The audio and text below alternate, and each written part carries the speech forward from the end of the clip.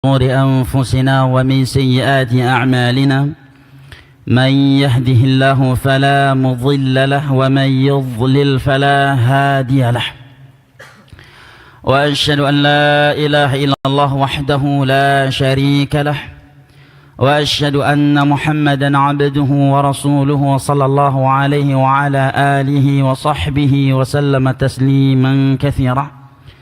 يقول ربنا جل وعز: يا أيها الذين آمنوا اتقوا الله وقولوا قولا سديدا يصلح لكم أعمالكم ويغفر لكم ذنوبكم ومن يطع الله ورسوله فقد فاز فوزا عظيما. يا أيها الذين آمنوا اتقوا الله حق تقاته ولا تموتن إلا وأنتم مسلمون. وقال جل وعز: يا أيها الناس اتقوا ربكم الذي خلقكم من نفس واحدة وخلق منها زوجها وبث منهما رجالا كثيرا ونساء واتقوا الله الذي تساءلون به والأرحام إن الله كان عليكم رقيبا. وقال تعالى: يا أيها الذين آمنوا اتقوا الله وقولوا قولا سديدا يصلح لكم أعمالكم ويغفر لكم ذنوبكم ومن يطع الله ورسوله فقد فاز فوزا عظيما. أما بعد، فإن أصدق الحديث كلام الله وخير الهدي هدي محمد صلى الله عليه وسلم وشر الأمور محدثاتها فإن كل محدثة بدعة وكل بدعة ضلالة وكل ضلالة في النار. أعاذني الله وإياكم من النار. أيها الإخوة الكرام والأخوات الكريمات yang ana cintai dan muliakan, rahimani Allah wa iyyakum wa baraka fikum. Tentunya puji dan syukur selalu mengawali, membarengi dan mengakhiri semua aktivitas kita, dan selalu kita panjatkan kepadanya yang telah berfirman: wa in ta'uddu ni'matallahi la tuhsuha innal insana lazzalumun kafar. Dan kalaulah kalian menghitung-hitung akan nikmat Allah atas kalian, la tuhsuha, niscaya kalian tidak akan mampu menghitungnya. Innal insana lazzalumun kafar, sesungguhnya manusia itu pelaku kezaliman dan kekufuran. Maka jamaah dimuliakan Allah, tidak ada satupun di antara kita atau dari kita yang kekurangan nikmat. Bahkan semua kita kebanyakan nikmat. Saking banyaknya nikmat dari Allah kepada kita, Allah katakan: wa in ta'uddu ni'matallahi la tuhsuha. Seandainya kalian menghitung-hitung akan nikmat Allah, maka kalian tidak akan pernah mampu menghitungnya. Oleh karenanya di dalam surat Ar-Rahman dari awal surat hingga akhirnya, Allah berulang kali mengutarakan kepada kita firman-Nya: fabi ayyi ala'i rabbikuma tukadziban.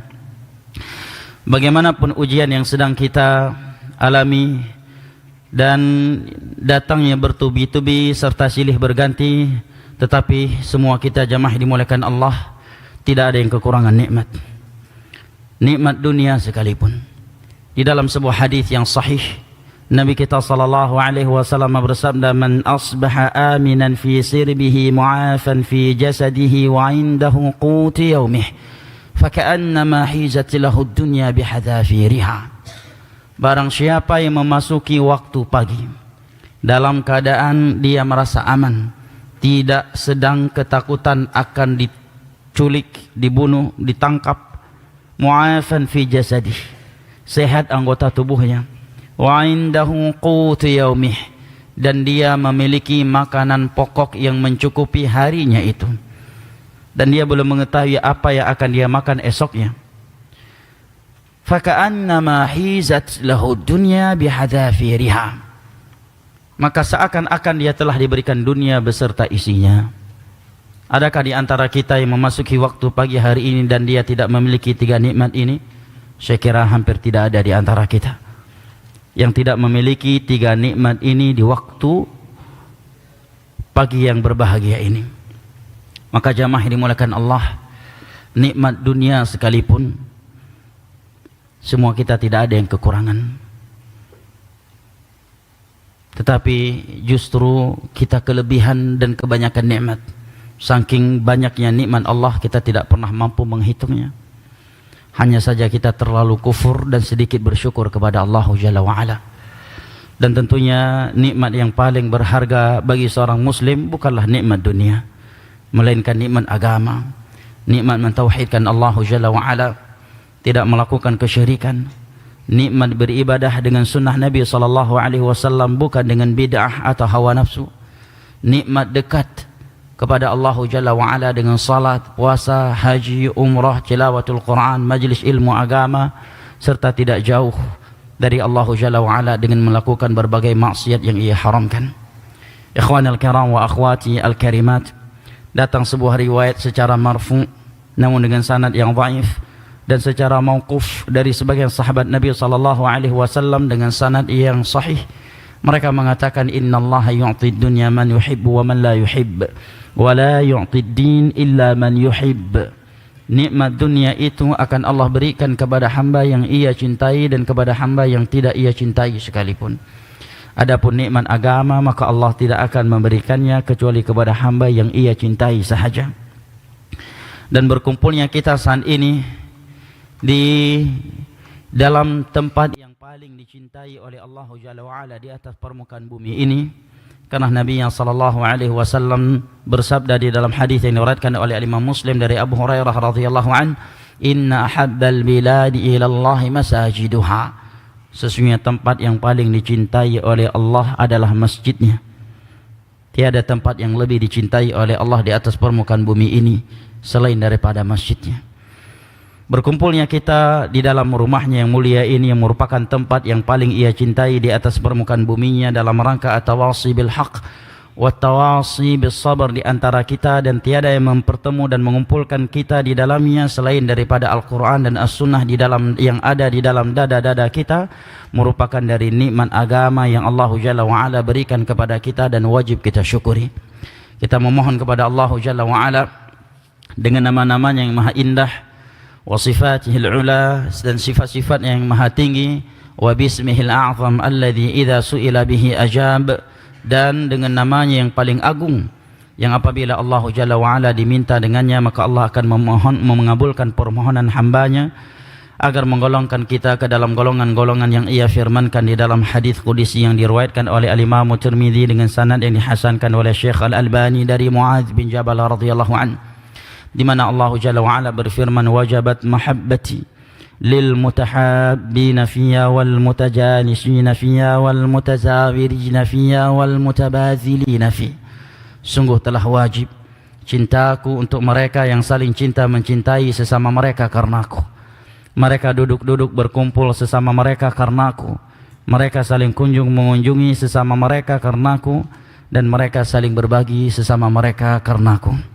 Dan tentunya juga kita memohon kepada Allah Jalla wa'ala agar memudahkan kita semua untuk menyelesaikan rumahnya yang mulia ini dan bangunan-bangunan yang berkaitan dengan rumahnya ini demi kebaikan agamanya di kemudian hari. Dan semoga Allah Jalla wa'ala menjadikan tempat yang sedang kita saksikan dan berada di dalamnya ini menjadi salah satu dari menara-menara tauhid, menara-menara sunnah yang ada di negeri kita tercinta ini, Indonesia, dan khususnya di Riau ini.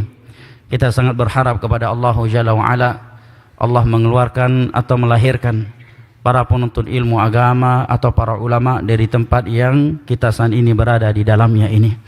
Dan tentunya seorang muslim dan muslimah tidaklah mendengar dan melihat sebuah bangunan dibangunkan untuk membela agama Allah dan khususnya itu rumah Allah Jalla wa'ala, kecuali dia akan terpanggil untuk berpartisipasi di dalamnya sesuai dengan kemampuan yang ia miliki dan kapasitasnya. Ikhwanul kiram wa akhwati al-karimat rahimani Allah wa iyyakum wa baraka fikum. Insyaallah taala pembahasan kita pada kesempatan kali ini adalah terkait fitnah akhir zaman. Sebelum kita berbicara tentang fitnah akhir zaman dari sisi solusinya yang datang dari Nabi SAW, maka kita akan berbicara tentang definisi kata fitnah itu sendiri terlebih dahulu. fitnah secara etimologi di dalam bahasa Arab bermakna, kata Imam Az-Zuhri, qala al-Azhari, bahwasanya makna al-fitnah fi kalamil Arab al-ibtila'u wal-imtihanu wa asluha ma'khudhun min qawlika fatantul fiddata wal-dhahab idza adabtahuma bin-nari liyatamayyaza ar-radi min al-jayyid. Kata al-fitnah di dalam bahasa Arab itu bermakna al-ibtila' wal-imtihan, ujian. Oleh karenanya orang Arab mengatakan fatantul fiddata wal-dhahab, aku menfitnah emas atau perak ini, yaitu menguji keaslian atau kemurniannya dengan dimasukkan atau dibakar atau dilelehkan dengan api sehingga terlihat ia sebagai emas murni ataukah bukan emas murni. Nah, hal ini seperti firman Allah Jalla wa Ala, yaumahum 'alan nari yuftanun, pada hari kiamat mereka akan difitnah di atas neraka, maksudnya dibakar dengan neraka, dengan api. Definisi fitnah dengan makna ini dapat dilihat di dalam kitab Tahdzibul Lughah, salah satu referensi ulama kita ketika berbicara tentang at-ta'arif atau ta'arifat, definisi-definisi kalimat. Hal yang sama juga dikatakan oleh Ibnu Faris. Kata Ibnu Faris, kata al-fitnah berasal dari 3 huruf fa, ta, dan nun. Aslun sahih. Asal katanya sahih, maksudnya sahih, tidak ada huruf illah, tidak ada ya, tidak ada alif, dan tidak ada nun. Yadullu 'ala al-ibtila'i wal ikhtibar. Kata fitnah yang berasal dari 3 huruf yang sahih, fa, ta, dan nun, maknanya adalah al-ibtila' wal ikhtibar, adalah ujian. Nah, di dalam kitab Maqayis al-Lughah. Hal yang sama juga dikatakan oleh Al-Imam Ibnul Athir, bukan Ibnu Katsir, Ibnul Athir, salah satu ulama sunnah yang banyak berbicara tentang definisi kata-kata Arab. Kata beliau, makna fitnah adalah al-imtihan wal ikhtibar, adalah ujian. Kemudian kata beliau, wa qad kathura isti'maluha fima akhrajahu al-ikhtibar min al-makruh thumma kathara isti'malu bima'na al-ithm wal kufr wal qital wal ihraq wal izal was sarf 'an asy-syai'. Makna fitnah adalah al-imtihan wal ikhtibar, ujian, dan pemakaiannya seringkali untuk sesuatu yang tidak disukai.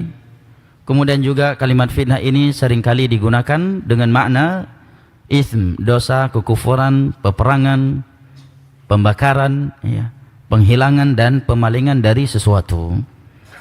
Ini dapat dilihat di dalam kitab beliau An-Nihayah.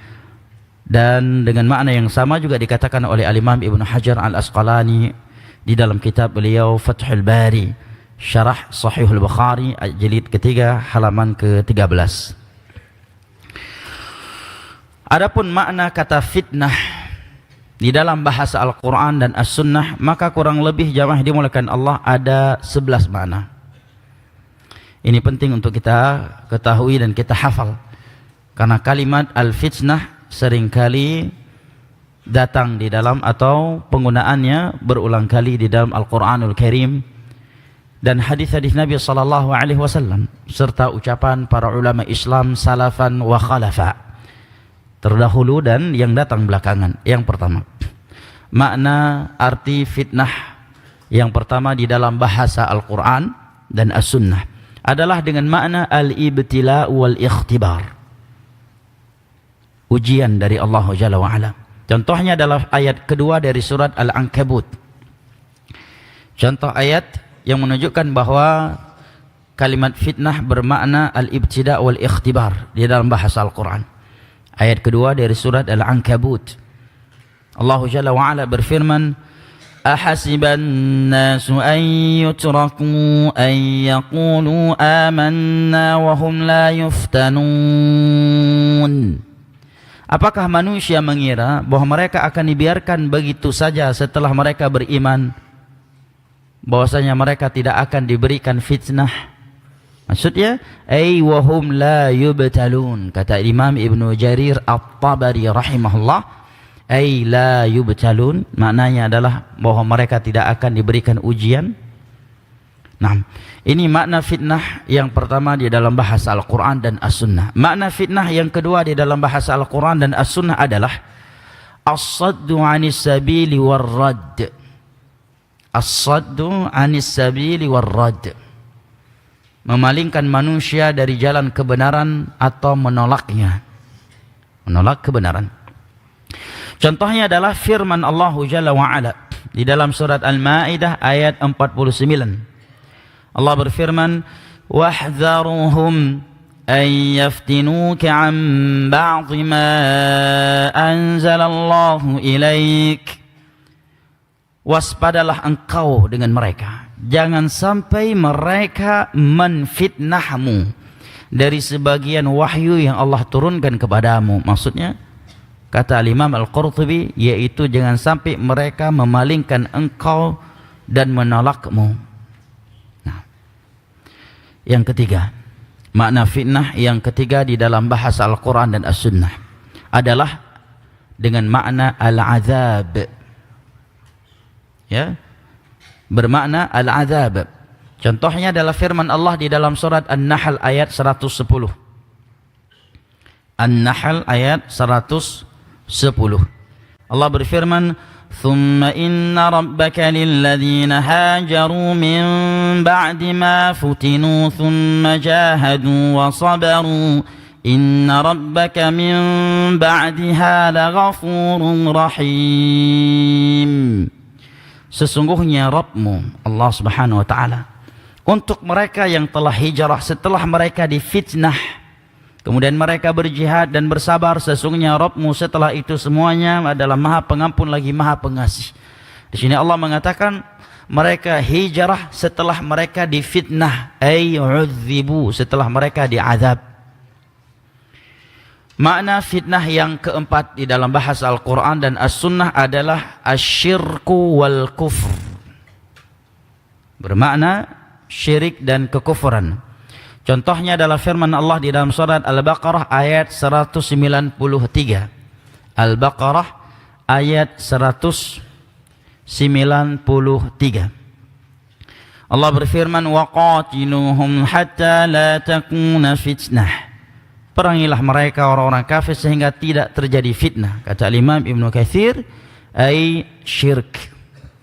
Maksudnya adalah syirik. Juga seperti firman Allah Jalla wa'ala, wal fitnatu asyaddu minal qatil. Dan fitnah itu lebih kejam dari pembunuhan. Fitnah di sini bukan fitnah di dalam bahasa Indonesia. Ente jangan fitnah ana ya. Sungguh fitnah itu lebih kejam dari pembunuhan, akhi. Dia pun membawa ayat ini. Fitnah di sini bermakna kesyirikan. Makanya kalau kita lihat konteks ayat, mereka mengaibkan, menyalahkan kaum muslimin yang melakukan peperangan di bulan-bulan haram, di mana orang-orang jahiliyah tidak mau melakukannya sebagai bentuk pengagungan di bulan haram. Maka Allah katakan, seandainya itu terjadi, wal fitnatu asyaddu minal qatil. Sungguh syirik itu lebih kejam, lebih buruk daripada peperangan, daripada pembunuhan. Artinya kalian saja melakukan sesuatu yang lebih buruk di bulan haram, yaitu syirik, al-fitnah. Nah, wal fitnatu asyaddu minal qatil. Dan fitnah itu lebih kejam dari pembunuhan. Maksudnya syirik. Karena pembunuhan bukan syirik. Dan semua dosa yang di bawah syirik itu jika Allah berkehendak akan mengampuninya, dan jika Allah akan berkehendak maka akan menyiksanya terlebih dahulu, tetapi tidak mengekalkan pelakunya di dalam neraka dan juga tidak membatalkan Islamnya. Berbeda dengan syirik besar.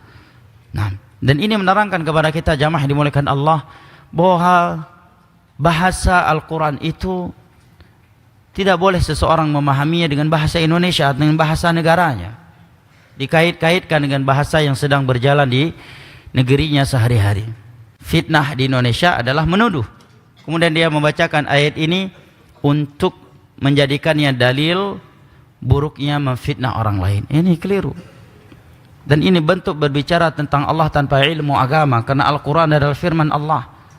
Maka ketika seseorang mengatakan makna ayat ini adalah ini, kata Syekh Muhammad bin Shalih Al-Utsaimin di dalam kitabnya Usulun fit Tafsir, sebuah kitab yang membahas tentang kaidah-kaidah tafsir, maka secara tidak langsung dia telah mempersaksikan kepada manusia bahwasanya ini dia sedang mewakili Allah Jalla wa'ala. Nah, di dalam menyampaikan firman-Nya, maka sangat berbahaya jemaah. Makanya para ulama di dalam ilmu tafsir menyebutkan landasan-landasan tafsir di dalam Islam ini. Yang pertama, Al-Quran ditafsirkan dengan Al-Quran. Ini sangat banyak contohnya. Contohnya, was-samaa'i wat-tariq, wa ma adraka mat-tariq. Apa makna at-tariq? Ayat sendiri yang menjelaskannya. An-najmu ats-tsaqib. Yang kedua, Al-Quran ditafsirkan dengan hadis Nabi sallallahu alaihi wasallam. Dan ini sangat banyak di dalam Al-Quran. Seperti firman Allah Jalla wa'ala, lilladzina ahsanul husna wa ziyadah. Ziyadah di sini dengan makna kalau diterjemahkan dalam bahasa Arab, ziyadah artinya tambahan. Tetapi datang riwayat dari Nabi SAW dan sebagian ulama mensahihkannya, dan dari para sahabat Nabi. Dan mereka semua ulama tafsir ijma' dengan makna ini, bahwa ziyadah di sini dengan bermakna an-nadharu ila wajhillah, melihat ke wajah Allah Jalla wa Ala, menurut ijma' ahli tafsir. Nah, an-nadharu ila wajhillah. Dan juga seperti firman Allah, wa'iddu lahum mastata'tum min quwwah. Nabi mengatakan, ala innal quwwatar rami, ala innal quwwatar rami, ala innal quwwatar rami. Bahwa makna kekuatan di sini adalah memanah. Yang ketiga adalah Al-Quran ditafsirkan dengan ucapan mereka para sahabat Nabi sallallahu alaihi wasallam. Karena Al-Quran turun dengan bahasa mereka. Mereka menyaksikannya dan mereka langsung mempelajarinya kepada Nabi sallallahu alaihi wasallam. Bahkan datang dari Abdullah bin Mas'ud bahwasanya mereka terkadang mempelajari Al-Quranul Karim kepada Nabi 10 ayat demi 10 ayat, dan mereka tidak melewatinya sampai mereka memahami maknanya, mengamalkannya dan tahu cara menerapkannya. Ayat dan hadis yang telah menjadikan pemahaman para sahabat Nabi sebagai landasan di dalam agama ini, saya kira sesuatu yang sudah dimaklumi, dan kita tidak fokus di situ karena sedang membahas makna fitnah. Tidaklah ini kita sebutkan kecuali sebagai isyarah. Yang keempat adalah Al-Quran ditafsirkan dengan ucapan mereka para tabi'in. Dengan ulama juga menegaskan tabi'in. Karena bahasa Arab belum mengalami perubahan yang banyak di masa mereka. Tidaklah bahasa Arab mengalami perubahan kecuali setelah 3 generasi terbaik ini. Contohnya hari ini banyak bahasa-bahasa dikira itu bahasa Arab, padahal itu bukan dari bahasa Arab. Sabun, ya, itu bukan bahasa Arab.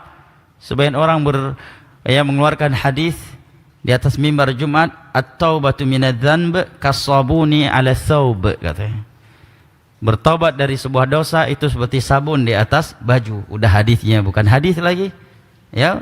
Sudah melakukan kedustaan atas Nabi, dan orang yang bisa bahasa Arab pun jadi tertawa. Semenjak kapan sabun berasal dari bahasa Arab? Ketika secara logika sabun diletakkan di atas baju, kalau nggak dicuci tetap nggak bersih, ya nggak mungkin bahasa seperti ini muncul dari Nabi SAW yang Allah anugerahkan jawami'ul kalim. Nabi itu diantara mukjizatnya adalah memiliki jawami'ul kalim, mampu mengeluarkan kata-kata yang simple tetapi memiliki makna yang sangat luas, yang sangat mencakup dan mudah dimengerti serta mudah dihafal.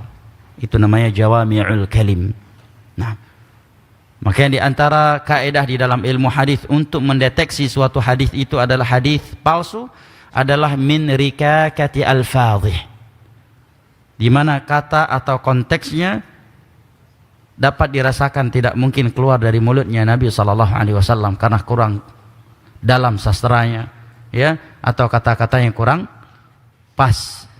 Nah, Kemudian setelah itu Al-Quran ditafsirkan dengan maknanya yang berlaku di dalam bahasa Arab. Itu yang terakhir. Tapi sebagian orang yang dikatakan ahli tafsir hari ini, dia jadikan bahasa Arab sebagai landasan tafsir yang utama. Sehingga tak aneh sebagian mereka menafsirkan Al-Quran dengan tafsir-tafsir yang menertawakan orang Arab yang tidak ahli tafsir terkadang sekalipun. Atau memang maknanya ada di dalam bahasa Arab tetapi menyelisih tafsirnya Al-Quran dengan tafsir hadis atau tafsir 3 generasi umat Islam yang terbaik. Contohnya Ar-Rahmanu 'alal 'arsy istawa. Sebagian orang menafsirkannya dengan mana istaula. Yang pertama, Al-Quran tidak menunjukkan bahwa istawa di sini bermakna istaula. Yang kedua, menyelisihi tafsirnya as-sunnah. Yang ketiga, para sahabat tidak demikian juga, para tabi'in juga tidak demikian, tabi'in juga tidak demikian. Bahkan di dalam bahasa Arab sekalipun tidak dikenal kata istawa dengan mana istaula. Di dalam bahasa Arab sekalipun ya, tidak dikenal istawa itu dengan mana istaula. Oleh karenanya kata para ulama, mereka yang menafsirkan istawa dengan istaula, mereka tidak hanya menyelisih Al-Quran, as-sunnah, kemudian salaful ummah, tetapi mereka juga telah menyelisihi bahasa Arab. Silahkan buka seluruh referensi di dalam ilmu bahasa Arab, ilmu ta'rifat, baik itu karya Imam Ibnu Athir, Al-Azhari, Ibnu Faris, semua mereka sepakat bahwa istawa kalau dia muta'addi bertemu dengan huruf ala, dia tidak memiliki makna selain irtafa'a wa ala, meninggi dan mengatas. Nah, hanya itu maknanya kalau muta'addi dengan ala. Kalau dia muta'addi dengan huruf ila, maka bermakna qasada. Dan kalau dia mujarrad tanpa ada huruf ala atau ila setelahnya, maka bermakna kamula. Falamma stawa atainahu hukma. Tatkala dia telah sempurna Yusuf, maka kami pun memberikan hukum kepadanya. Tidak ada satupun kalimat istawa di dalam bahasa Arab dengan mana istaula. Nah, dan anggaplah sebuah kalimat itu di dalam bahasa Arab terkadang memiliki sebuah makna. Tetapi apabila pemaknaan ayat tersebut dengan makna tersebut menyelisih Al-Quran dan As-Sunnah ala fahmi salafil ummah, maka juga harus ditolak. Contohnya yadun. Yadun makna asalnya adalah yad, alat kekuatan, salah satu dari anggota tubuh. Yadun, tangan. Tetapi terkadang di dalam bahasa Arab ada mereka menyebutkan kata yadun dengan makna ni'mah, tetapi itu bukan maknanya yang utama. Mereka mengatakan li zaidin alayya li zaidin alayya yadun. Zaid memiliki yadun atas saya. Maksudnya saya wajib memberikan sebuah yadun kepada Zaid. Maksudnya nikmat. Tetapi ini bukan maknanya yang utama. Karena maknanya yang utama adalah yadun, tangan. Dan dalam bahasa Arab setiap kalimat itu harus dimaknakan dengan maknanya yang utama dan tidak boleh dipalingkan dari maknanya yang utama kecuali ada dalil. Contohnya di sini enggak mungkin diterjemahkan tangan. Tetapi apalagi kalau menyelisih Al-Quran dan As-Sunnah. Para sahabat Nabi bal yadahum mabsuutatan, tidak ada yang menerjemahkannya dengan nikmat. Para tabi'in juga demikian, tabi'in juga demikian. Dan di dalam bahasa Arab juga makna yadun yang utama adalah tangan. Dan sesuai dengan kagungannya Allah yang maha suci dari keserupaannya dengan makhluk tentunya. Makanya jamaah dimuliakan Allah, untuk memahami Al-Quran dan menafsirkannya tidak cukup seseorang hanya bermodalkan dia hafidh Al-Quran, menghafal halaman-halamannya, nomor-nomor ayatnya, baris kedua, ketiga, dan keempat, dan sebagainya. Yang belum pernah sepanjang sejarah kita melihat ada ulama sunnah ketika menyebutkan suatu dalil menggunakan metode yang seperti itu. Dan tidaklah ada yang melakukannya kecuali banyak salah dan kelirunya. Nah, maka tidak cukup bermodalkan hafal Al-Quran dan pintar bahasa Arab lah. Al-Quran landasan menafsirkannya telah kita sebutkan tadi. Maka tiada yang meninggalkan landasan ini kecuali menyimpang. Kecuali menyimpang. Itu sudah berita dari Allah. Allah berfirman di dalam surat Al-Baqarah, "Fa in amanu bimithli ma amantum bihi faqad ihtadaw wa in tawallaw fa innama hum fi shiqaq fasayakfikahumullah wa man yushaqiqir rasula min ba'di ma tabayyana lahul huda wa yattabi' ghayra sabilil mu'minin nuwallihi ma tawalla wa nuslihi jahannam wa sa'at masira yu'khadhul ilmu minkum wa mimman sami'ahu minkum wa mimman sami'ahu minkum." Ila ghairi dzalika minal adillah, yang menunjukkan bahwa pemahaman para sahabat Nabi sebagai standarisasi benar tidaknya seseorang di dalam beragama. Makanya terkadang tidak hanya sesat tetapi jadi lelucon. Nah, sepanjang sejarah tidak pernah dikenal asy-syu'ara dengan makna pemusik, tidak secara makna di dalam bahasa Al-Qur'an dan hadis, dan juga tidak di dalam bahasa Arab. Dan ayat dan surat Syu'ara di dalam yang ada di dalam Al-Qur'an justru diturunkan untuk mencela mereka penyair yang dalam syairnya banyak kebatilan dan melalaikan mereka dari Allah. Kok malah surat ini dijadikan dalil bahwa adanya dari sebagian para sahabat Nabi yang pemain musik? Karena jelas-jelas ayatnya wasyu'ara'u yattabi'uhum ghawun. Nah, ini sebabnya karena menafsirkan Al-Quran bukan dengan landasan-landasannya. Dengan mudahnya sebagian orang mengatakan bahwa mana istawa, ulama salaf khilaf. Ada yang mengatakannya, ada yang tafwid, ada yang ta'wil. Pada kedua-duanya pendapat ahlul bid'ah. Bahkan tafwid lebih berbahaya daripada ahlul bid'ah yang paling berbahaya, karena mereka yang paling terselubung dan tersamarkan bagi orang awam. Tafwid dan ta'wil kedua-duanya ya, adalah bid'iyah. Nah, ikhwanil kiram wa akhwati al-karimat rahimani Allah wa iyyakum mubaraka fikum, ini sekedar isyarah. Sebagai contoh ayat ini Allah mengatakan wal fitnatu asyaddu minal qatil, dan fitnah itu lebih kejam daripada pembunuhan. Maka sebagian orang menggunakan ayat ini sebagai dalil bahwa menuduh orang itu lebih kejam daripada pembunuhan. Padahal ini ayat wal fitnatu asyaddu minal qatl, bahwa fitnah dari ayat di dalam ayat ini bermakna kesyirikan. Dan jamaah dimulakan Allah, ketika seseorang keliru di dalam menafsirkan Al-Quran dan dia sengaja karena telah berpaling dari landasan-landasan yang benar, maka dia telah berbicara tentang Allah tanpa ilmu, dan itu dosa yang tertinggi di dalam Islam, kata Imam Ibn Qayyim dengan dalil wa an taqulu 'ala Allahi ma la ta'lamun. Setelah Allah menyebutkan dosa membunuh, dosa zina, dosa berbuat syirik, maka yang terakhir yang Allah sebutkan wa an taqulu 'ala Allahi ma la ta'lamun. Engkau berbicara tentang Allah tanpa ilmu. Maka sangat berbahaya jemaah. Karena kata Syekh Utsaimin dalam kitabnya Ushul fi Tafsir, ketika seseorang mengatakan ini makna ayat, maka secara tidak langsung dia telah mempersaksikan kepada manusia bahwa dia saat ini sedang mewakili Allah.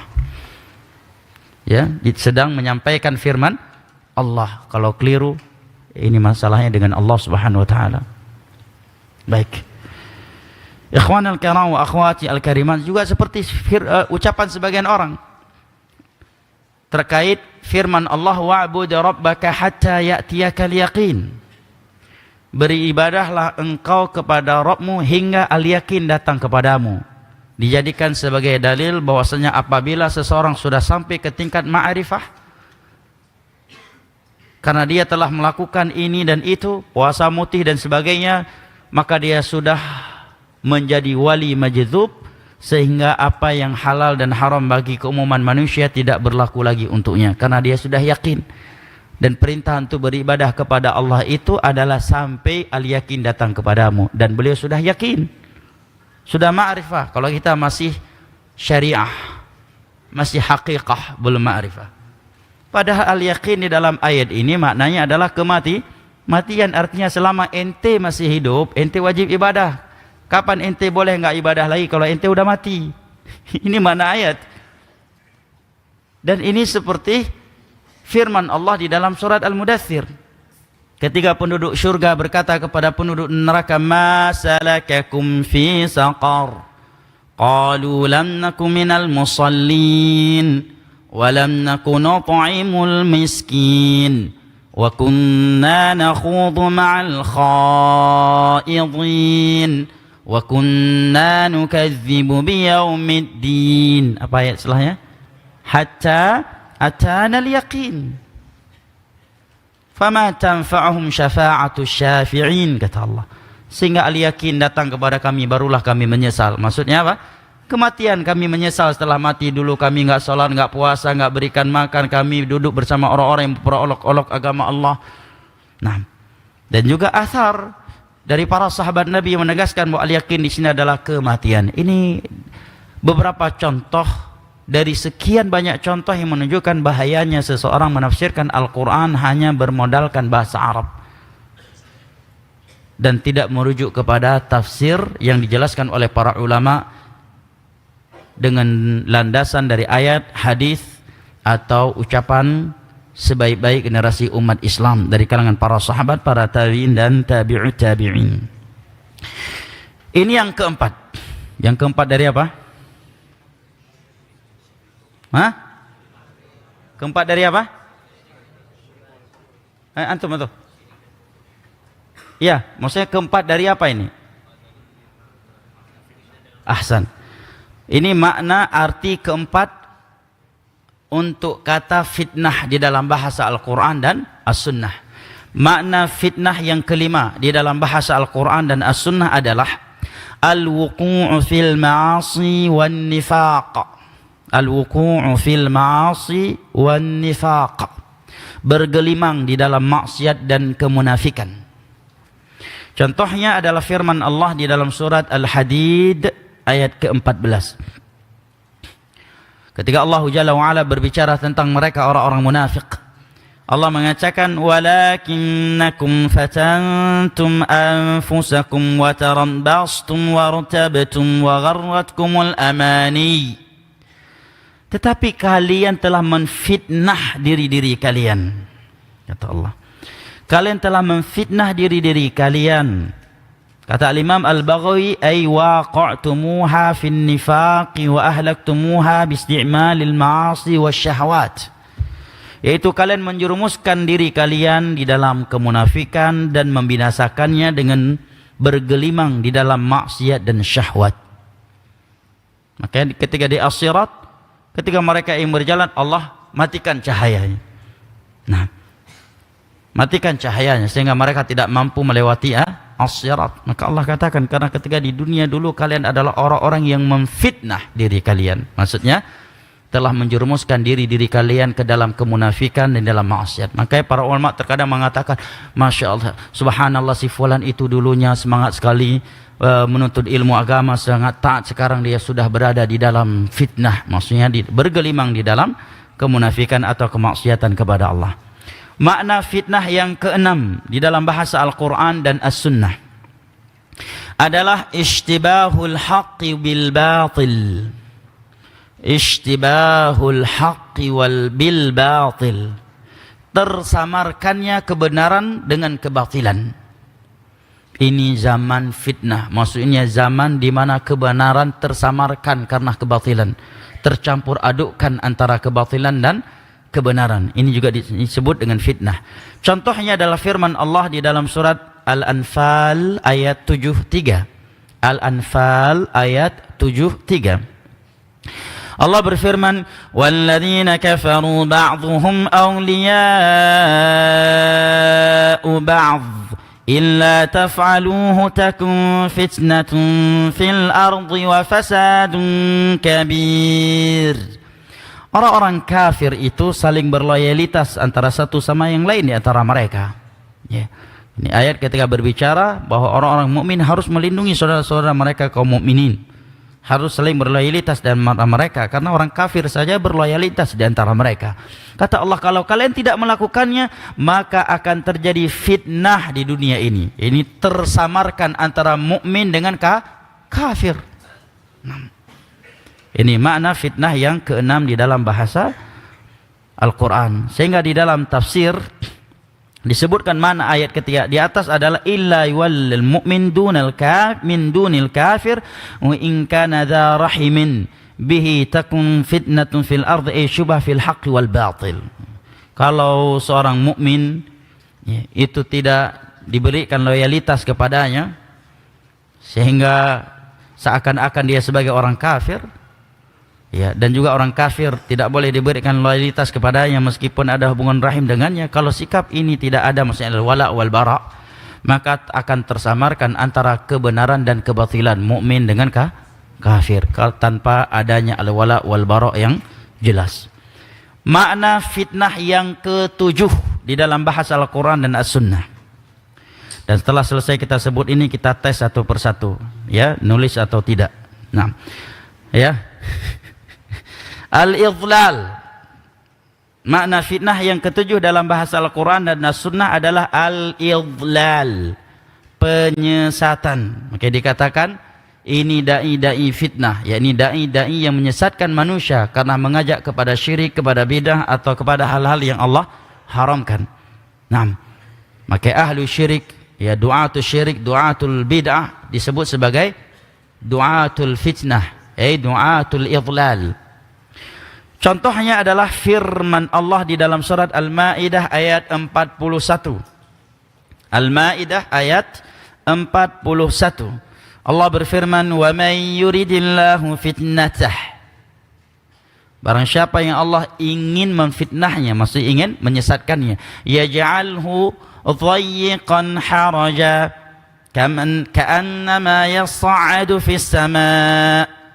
Maka Allah akan buat hatinya itu sempit, risih, tidak nyaman dengan Islam ini. Nah,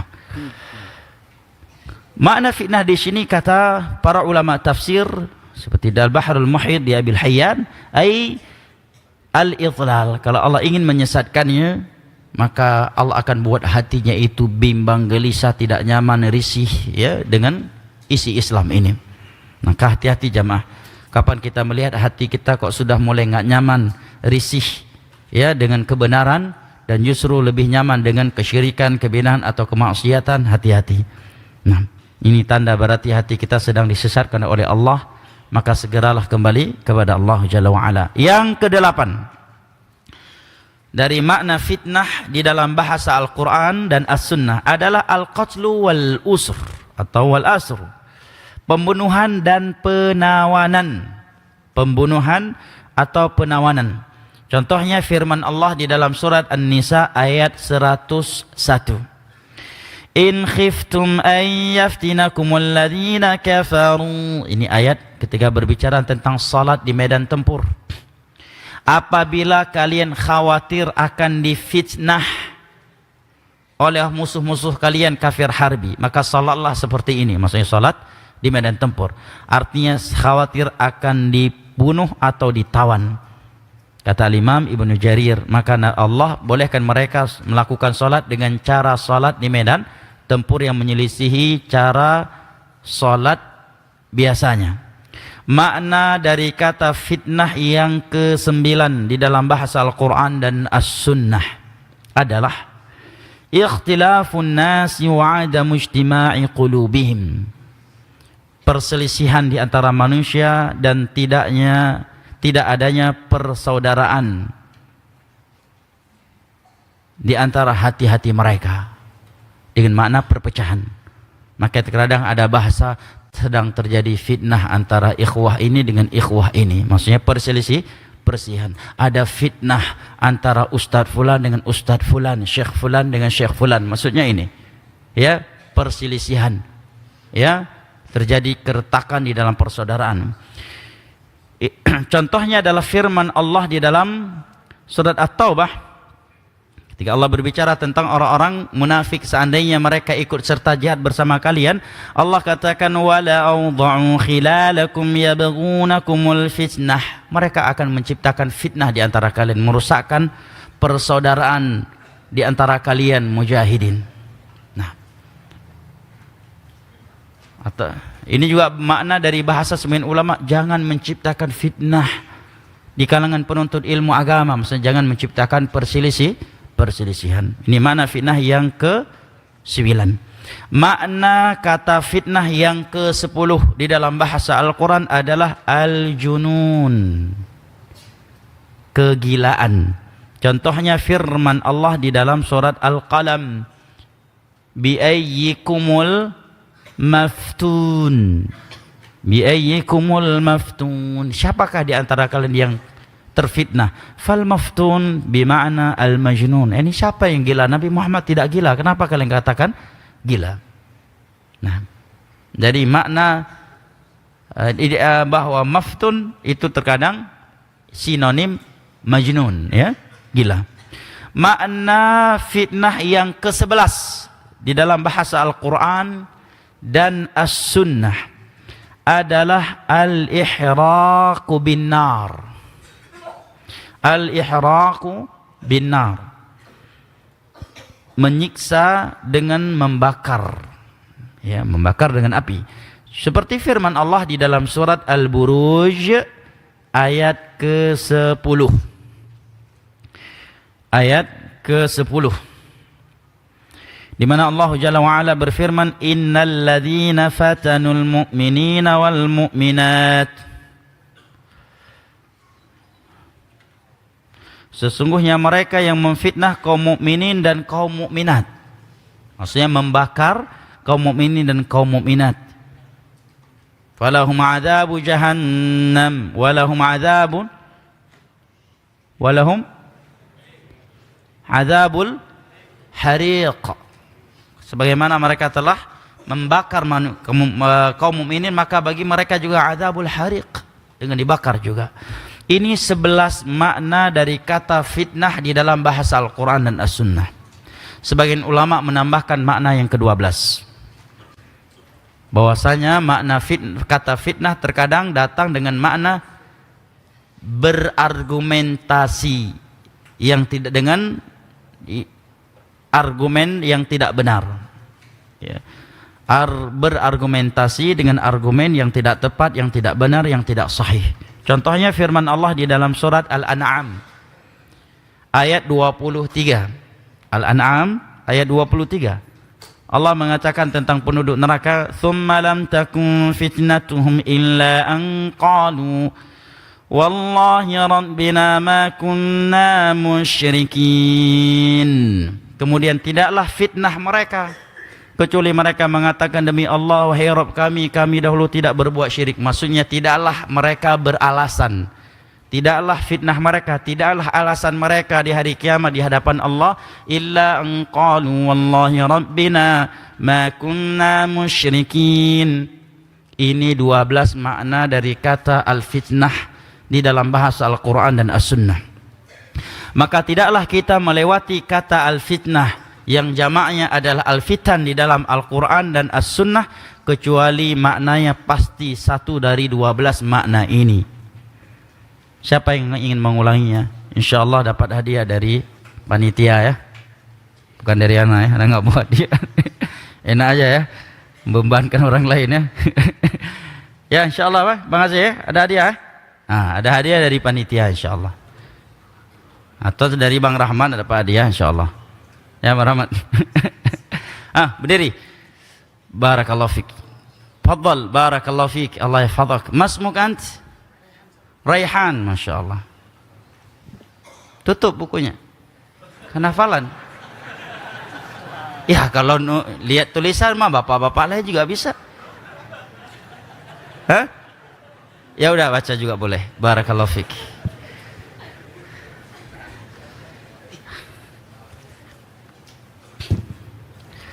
Makna fitnah ada 11 dalam Al-Quran dan As-Sunnah. Ahsan. Langsung sebutkan, nggak perlu sebutkan nomor ayat, ya, biar cepat. 1. Ujian. Ahsan. 2. Memalingkan manusia dari kebenaran. Ahsan. 3. Azab. 4. Syirik dan kekafiran. Masya Allah. 5. Bergelimang dalam maksiat dan kemunafikan. Masya Allah. 6. Tersamarkan kebenaran karena banyaknya kebatilan. 7. Penyesatan. 8. Pembunuhan dan penawanan. 9. Perselisihan antara manusia dan hilangnya persaudaraan. 10. Kegilaan. 11. Menyiksa dengan cara membakar. Para ulama menambah satu lagi, 12 berargumentasi dengan argumen yang tidak benar. Ahsan, barakallahu fik. Allah hifadz. Hadiahnya minta sama panitian ya. Datangi Bang Aziz, Pak Aziz itu ya. Minta hadiahnya sama beliau. Ya Pak Aziz ya. Barakallahu fik. Ikhwanal kiram wa akhwati al-karimat rahimani Allah wa iyyakum wa baraka fikum. Setelah kita mendengar 11 atau 12 makna dari kata fitnah di dalam bahasa Al-Quran dan As-Sunnah, maka insyaAllah ta'ala berikut ini akan ana sebutkan beberapa solusi dan bimbingan dari Nabi kita sallallahu alaihi wasallam untuk umatnya yang hidup di zaman yang penuh fitnah. Kalau ada yang bertanya, Ustaz, apakah kita sudah berada di akhir zaman ataukah belum? Syekh Shalih Al-Fauzan pernah ditanya dengan pertanyaan yang seperti ini, maka beliau menjawab, wallahu alam, kita ini di akhir zaman ataukah tidak? Karena harus diukur kan? Tentunya sulit. Tetapi kalau yang dimaksud dengan akhir zaman, karena memang Nabi kita adalah Nabi yang terakhir dibandingkan dengan masa dari semenjak Nabi Adam, maka jelas dan tidak diragukan bahwa masa kita ini adalah masa akhir zaman. Namun apabila yang dimaksud dengan kalimat akhir zaman adalah dari semenjak Nabi wafat hingga hari kiamat, kita ini saat ini berada di pertengahan zaman ataukah di akhir zaman, ini perkara gaib, tidak ada yang mengetahui. Karena antara kita dengan wafatnya Nabi sekarang udah berapa tahun? Ya, 1405 tahun ya, 445 tahun. Kurang lebih ya, kurang lebih. Dari semenjak beliau hijrah ya tentunya. Nah, hari kiamat berapa tahun lagi? Ada yang bilang 2012 kemarin, cuma udah lewat. Ada yang bilang juga 2020. Ya. Udah lewat. Allah musta'an. Nah, kita nggak tahu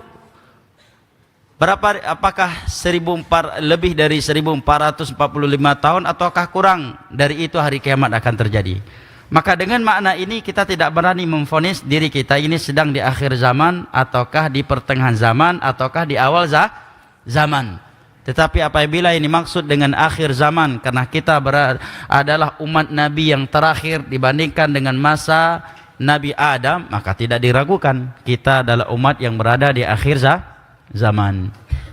Naam. Kita berada di akhir zaman bukan? Ahsan. Dengan makna ini kita di akhir zaman. Tapi kalau dimaksud dengan akhir zaman bahwa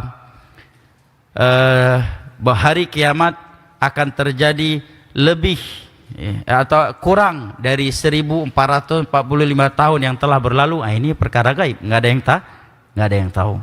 Apakah kita lebih dekat ke sana ataukah lebih dekat dengan hijrah ayah Nabi? Maka ini tidak ada yang mengetahui ya, karena masalah hari kiamat masalah gaib.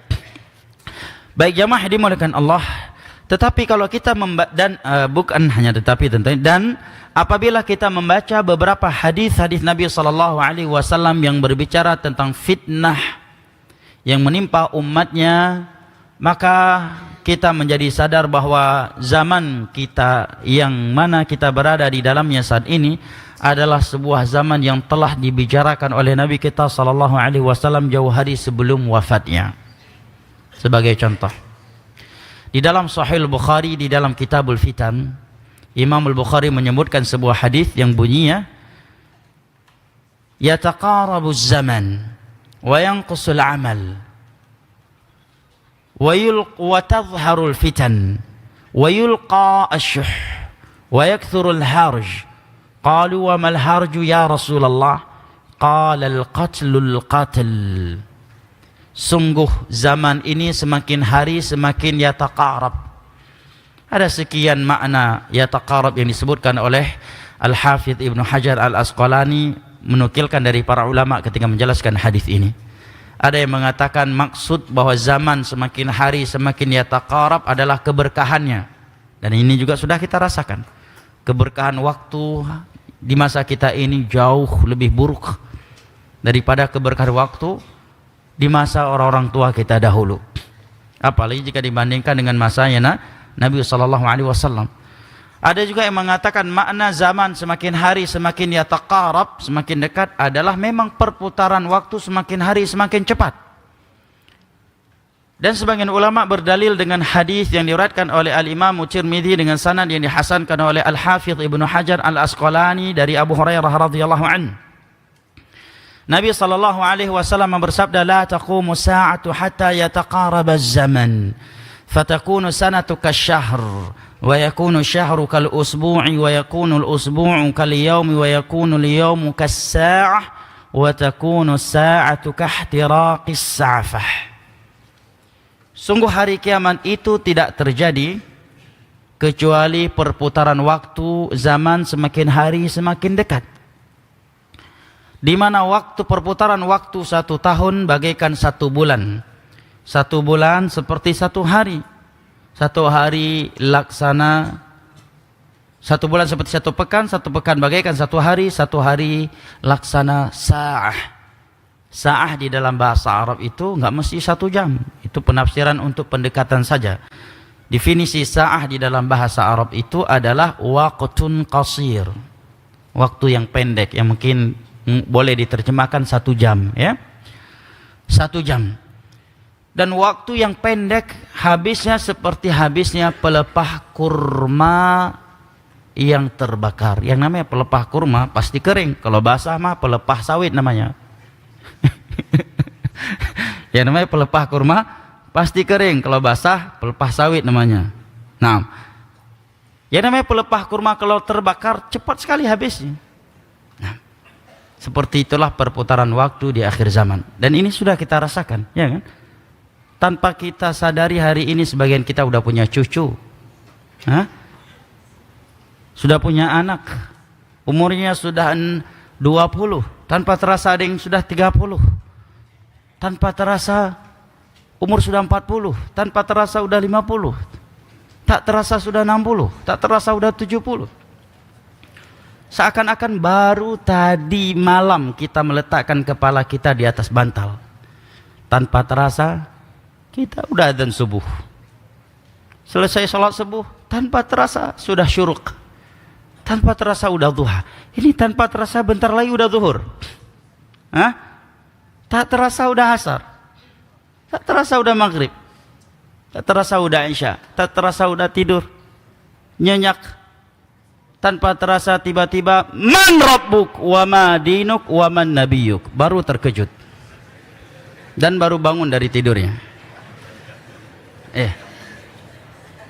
Di dalam Masjid Al-Hijrah saja mendapatkan pertanyaan ini bisa terkejut. Bagaimana kalau kita mendapatkannya seorang diri dalam barzah? Lagi rame ini, bisa terkejut mendengarkan pertanyaan ini. Lalu bagaimana kalau kita mendengarnya di dalam liang kubur? Nah, gimana teman-teman? Udah bangun semua yang tidur tadi? Udah ya? Alhamdulillah. Nah, ikhwanil kiram wa akhwati al-karimat rahimani Allah wa iyyakum wa baraka fikum.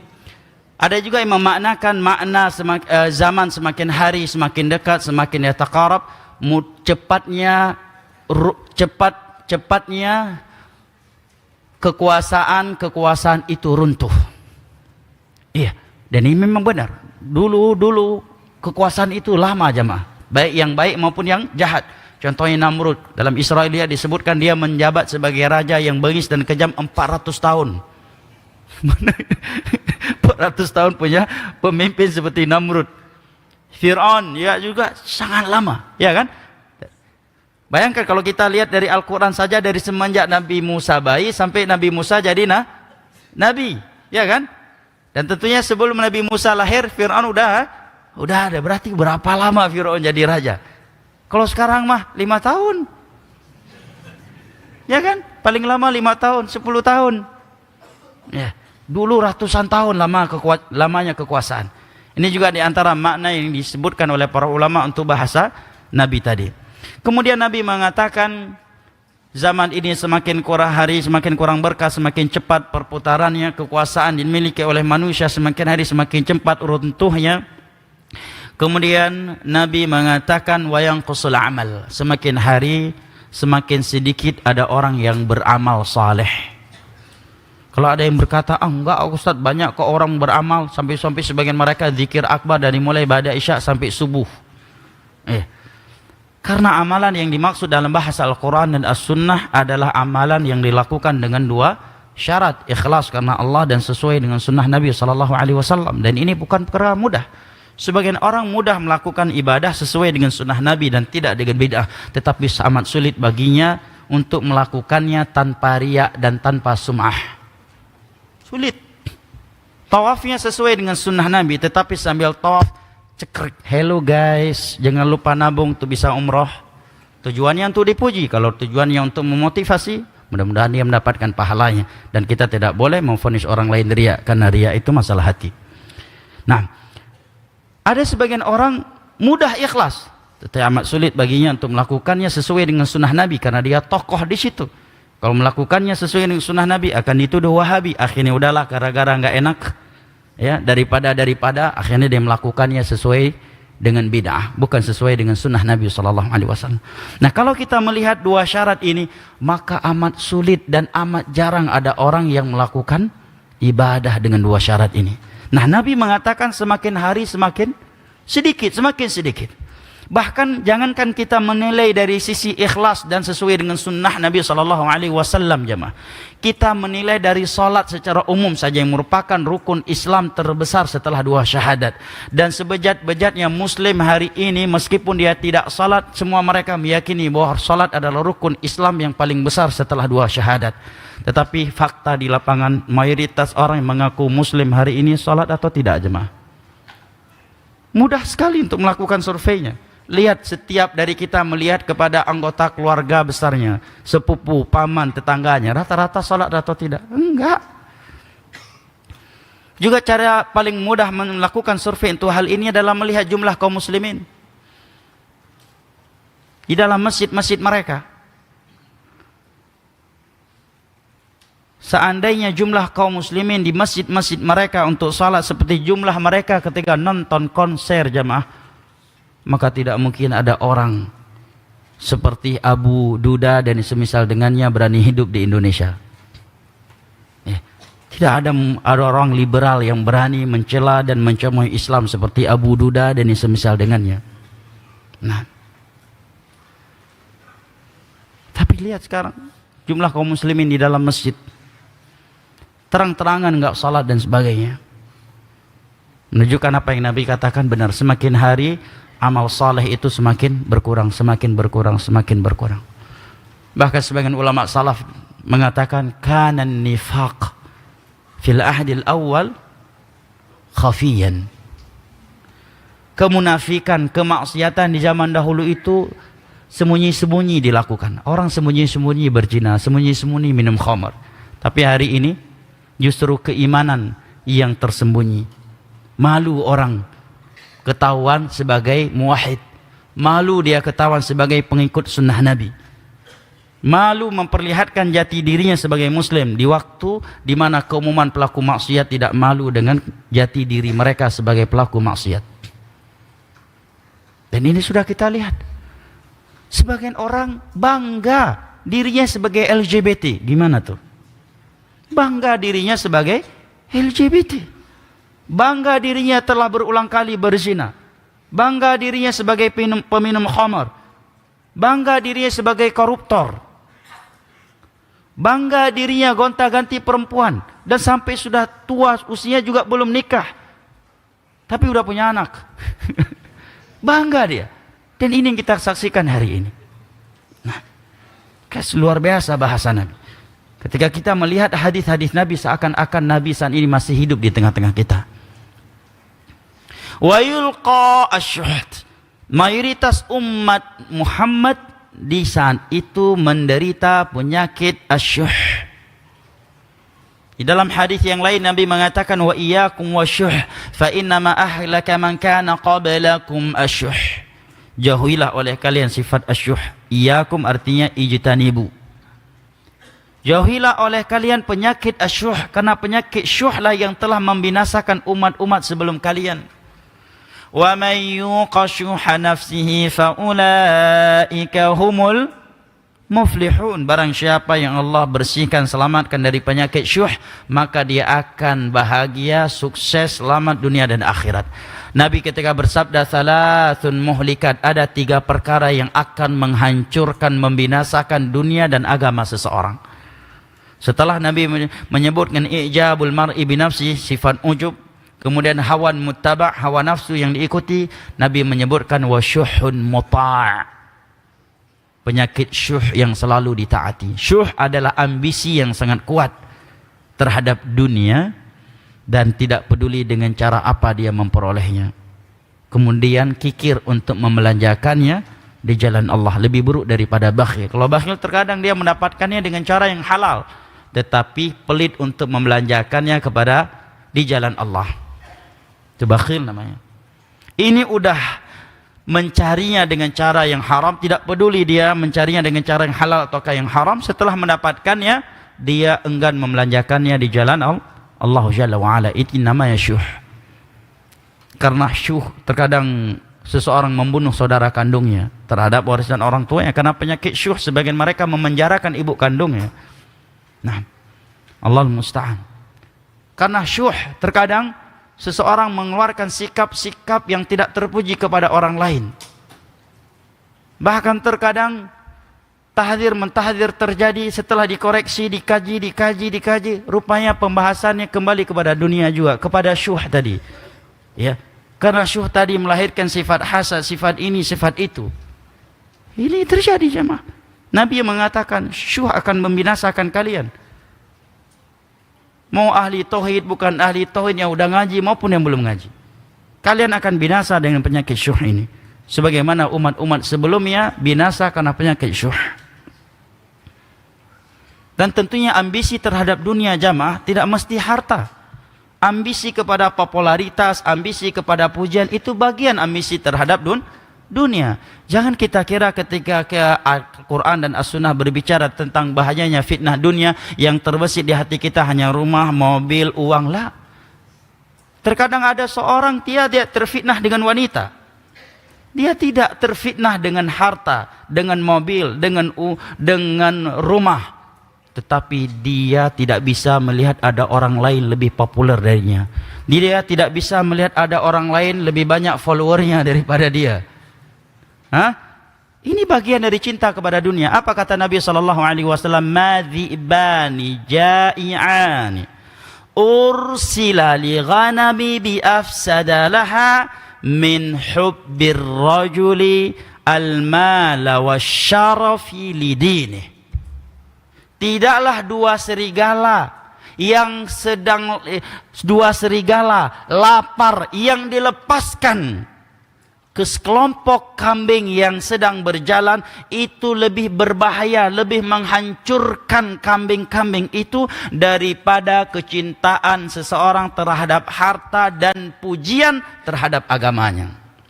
Apa maknanya? Maknanya, kalau ada serigala, satu ekor serigala, apalagi dua, sedang lapar ini, kita lepaskan ke arah kambing, kira-kira itu kambing hancur tidak?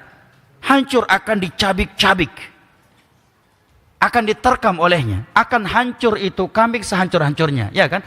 Demikianlah agama seseorang akan hancur sehancur-hancurnya dikarenakan kecintaan dia terhadap harta dan syaraf, kemuliaan, pujian, sanjungan.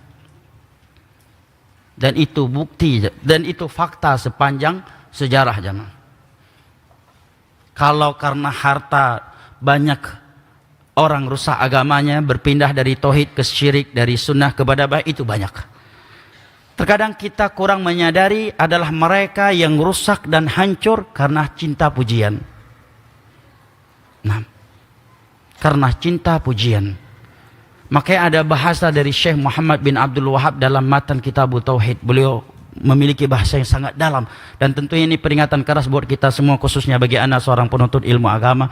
Kata beliau, terkadang seseorang memang berdakwah, isi dakwahnya Al-Quran dan As-Sunnah, ngajak ke tauhid dan sunnah, tetapi sejatinya dia mengajak mereka kepada dirinya. Buktinya apa?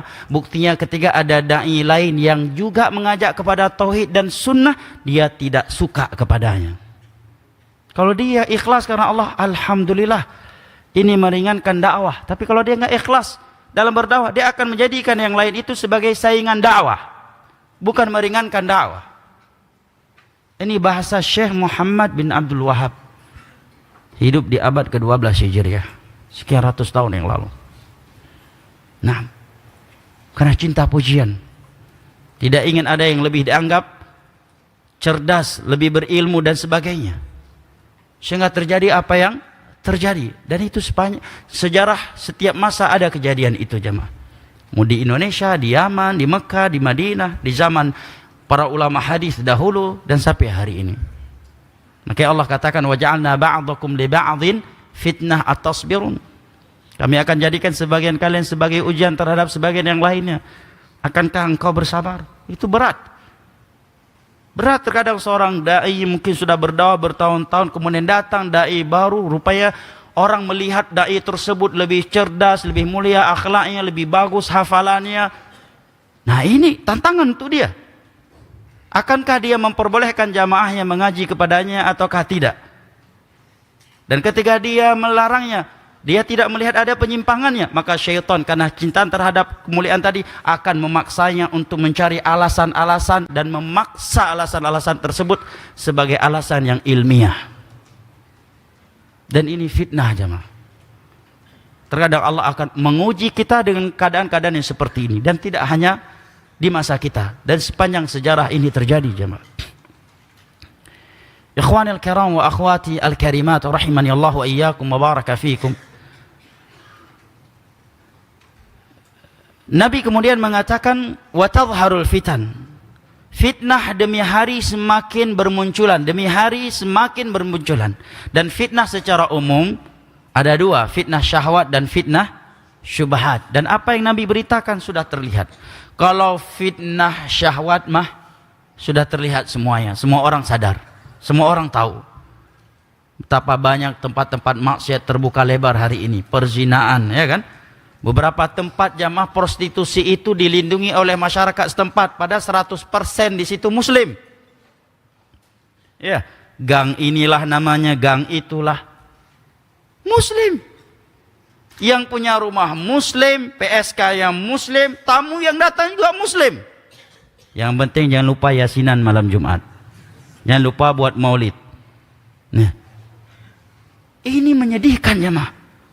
Coba buat lihat beberapa tempat prostitusi di Indonesia. Boleh dikatakan kalau enggak 100%, 99% muslim yang tinggal di situ. Pemilik rumahnya muslim. Objeknya muslim, subjeknya juga muslim. Nah, apa yang Nabi katakan benar-benar luar biasa. Fitnah syahwat. Syahwat terhadap zina, khamar, judi. Sebagian mereka di dalam masjid main judi. Di beberapa tempat malam nggak ada sholat, masuk masjid main judi, paling aman, nggak ya, paling aman dari kecurigaan, baik secara online maupun secara offline. Demikian juga syubhat jemaah. Di masa dahulu tidak ada yang berani menyampaikan hadis Nabi. Ketika para kibar sahabat masih hidup. Nah, dan kalau dia menyampaikan hadis Nabi, dia memang benar-benar sudah yakin itu hadis Nabi. Maka Umar bin Khattab pernah ingin mencambuk Abu Musa al-Asy'ari.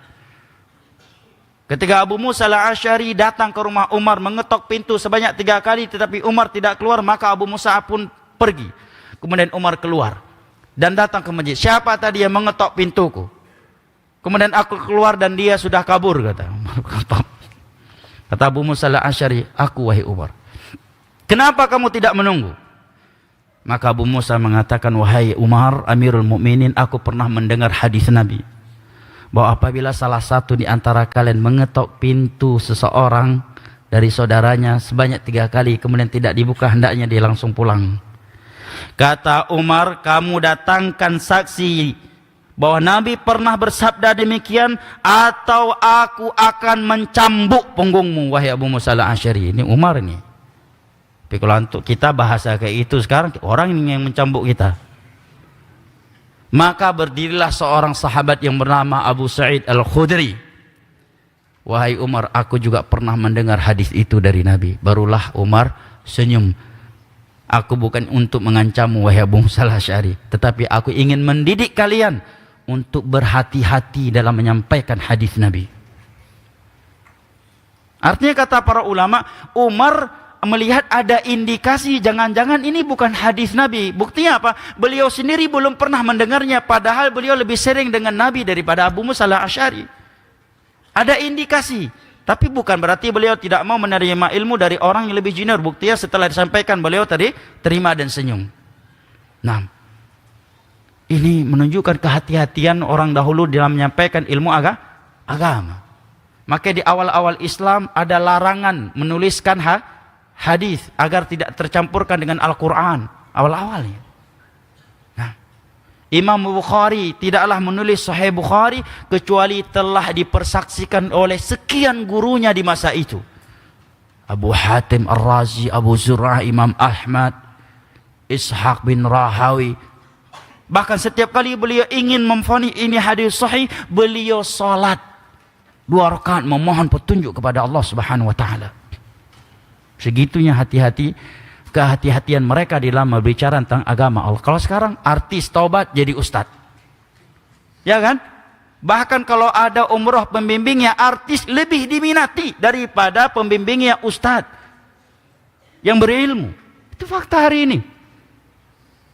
Artis taubat jadi ustadz, pendeta taubat jadi ustadz. Ustadz yang paling kibar hari ini adalah yang paling banyak followernya.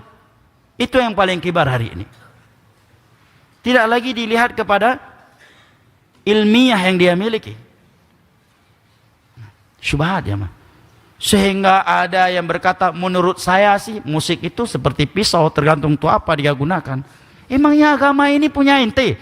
Dengan mudahnya mengatakan menurut saya, emangnya agama ini punya nenek moyang ente? Agama ini menurut Allah dan Rasulnya, bukan menurut kita. Lihat, sebagian orang berkata demikian. Padahal hal-hal tersebut jelas-jelas sudah ada ijma' setelah Al-Quran, dalil dari Al-Quran dan As-Sunnah yang mengharamkannya. Ada ijma'. Dengan mudahnya sebagian orang mengatakan, menurut saya sih nggak selalu haram. Lihat syubhat hari ini. Dengan terang-terangnya mereka mengatakan semua agama itu di sisi Allah sama. Ini Masjid Istiqlal bukan hanya untuk kaum muslimin, tapi juga untuk seluruh agama. Tapi untuk gereja nggak diberikan untuk kaum muslimin. Ya kan? Standar ganda.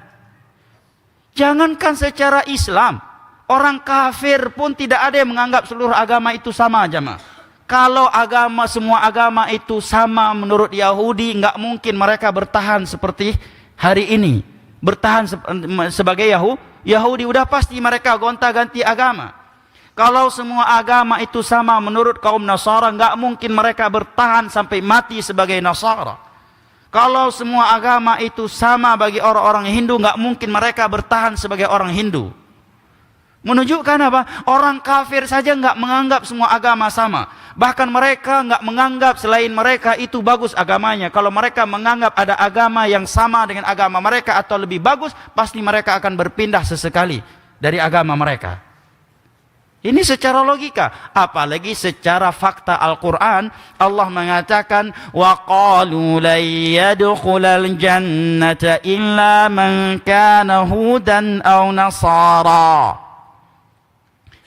Mereka ahlul kitab mengatakan tidak akan ada yang masuk surga kecuali orang-orang yang beragamakan Yahudi dan Nasara. Siapa yang rasis? Ini manusia yang paling rasis. Yang mengatakan mereka rasis adalah sang pencipta mereka sendiri.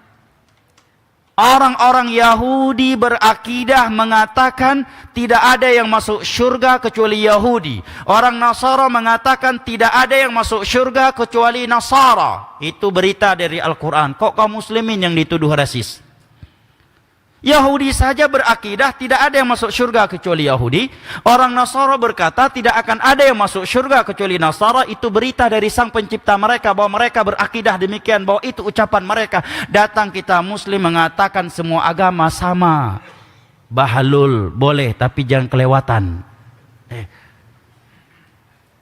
Datang muslim mengatakan semua agama sama, semua masuk surga. Orang Yahudi aja nggak nganggap ente masuk surga karena ente nggak beragamakan Yahudi.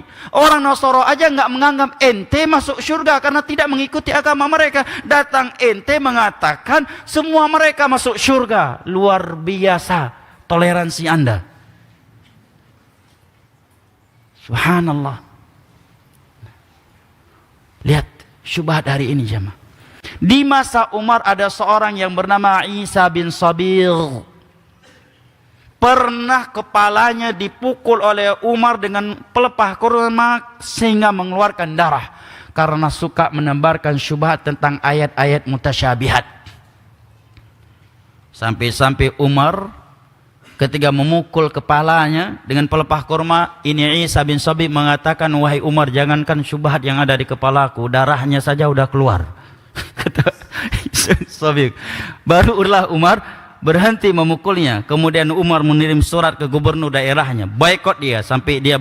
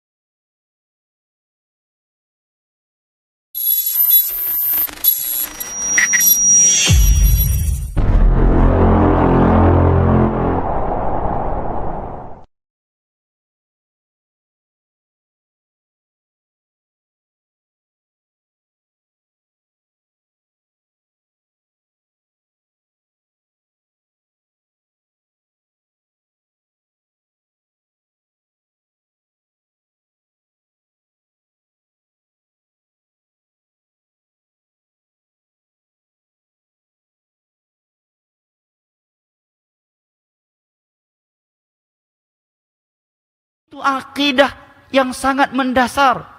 Allah di atas langit, tidak hanya Al-Quran dan As-Sunnah yang menunjukkan akidah ini, tetapi juga fitrah.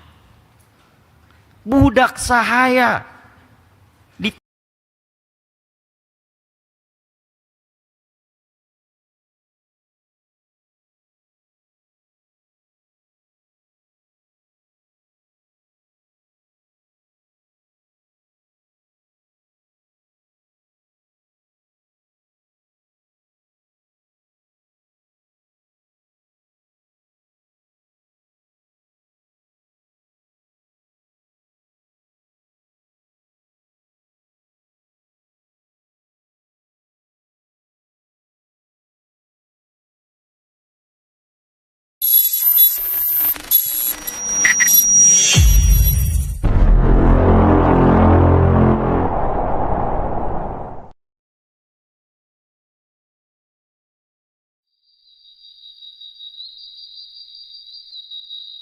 di dalam hadis sahih riwayat Imam Bukhari dan Muslim, Nabi SAW mengatakan, unzuru ila man huwa asfala minkum, lihatlah orang yang di bawah kalian, wala tanzuru ila man huwa fawqakum, jangan melihat orang yang di atas kalian, fahuwa ajdaru alla tazdaru ni'matallahi alaikum. Kalau itu yang kalian lakukan, kalian tidak akan menyepelekan nikmat-nikmat Allah yang Allah berikan kepada kalian. Lihat bagaimana Rasulullah menyuruh kita memandang dunia dan berhadapan dengan dunia. Nabi mendidik kita, lihat orang yang di bawah kita dalam urusan dunia. Jangan lihat ke atas.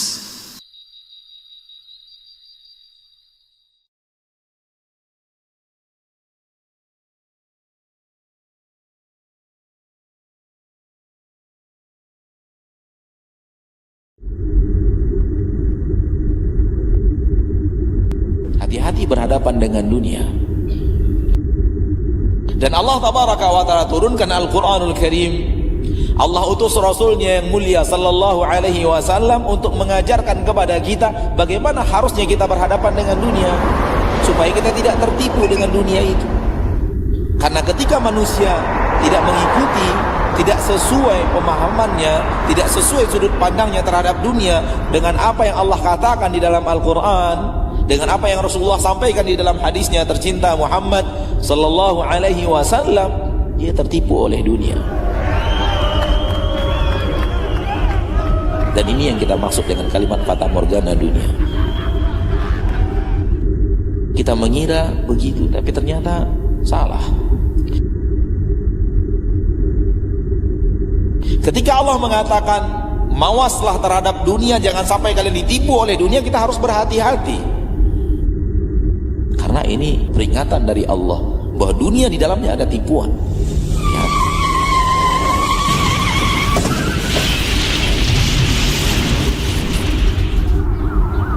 Jangan sampai tertipu oleh tipuan-tipuan dunia.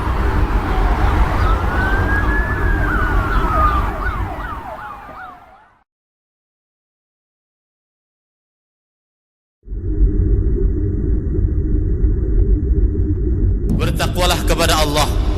Bertakwalah kepada Allah walaupun di dalam sendirian.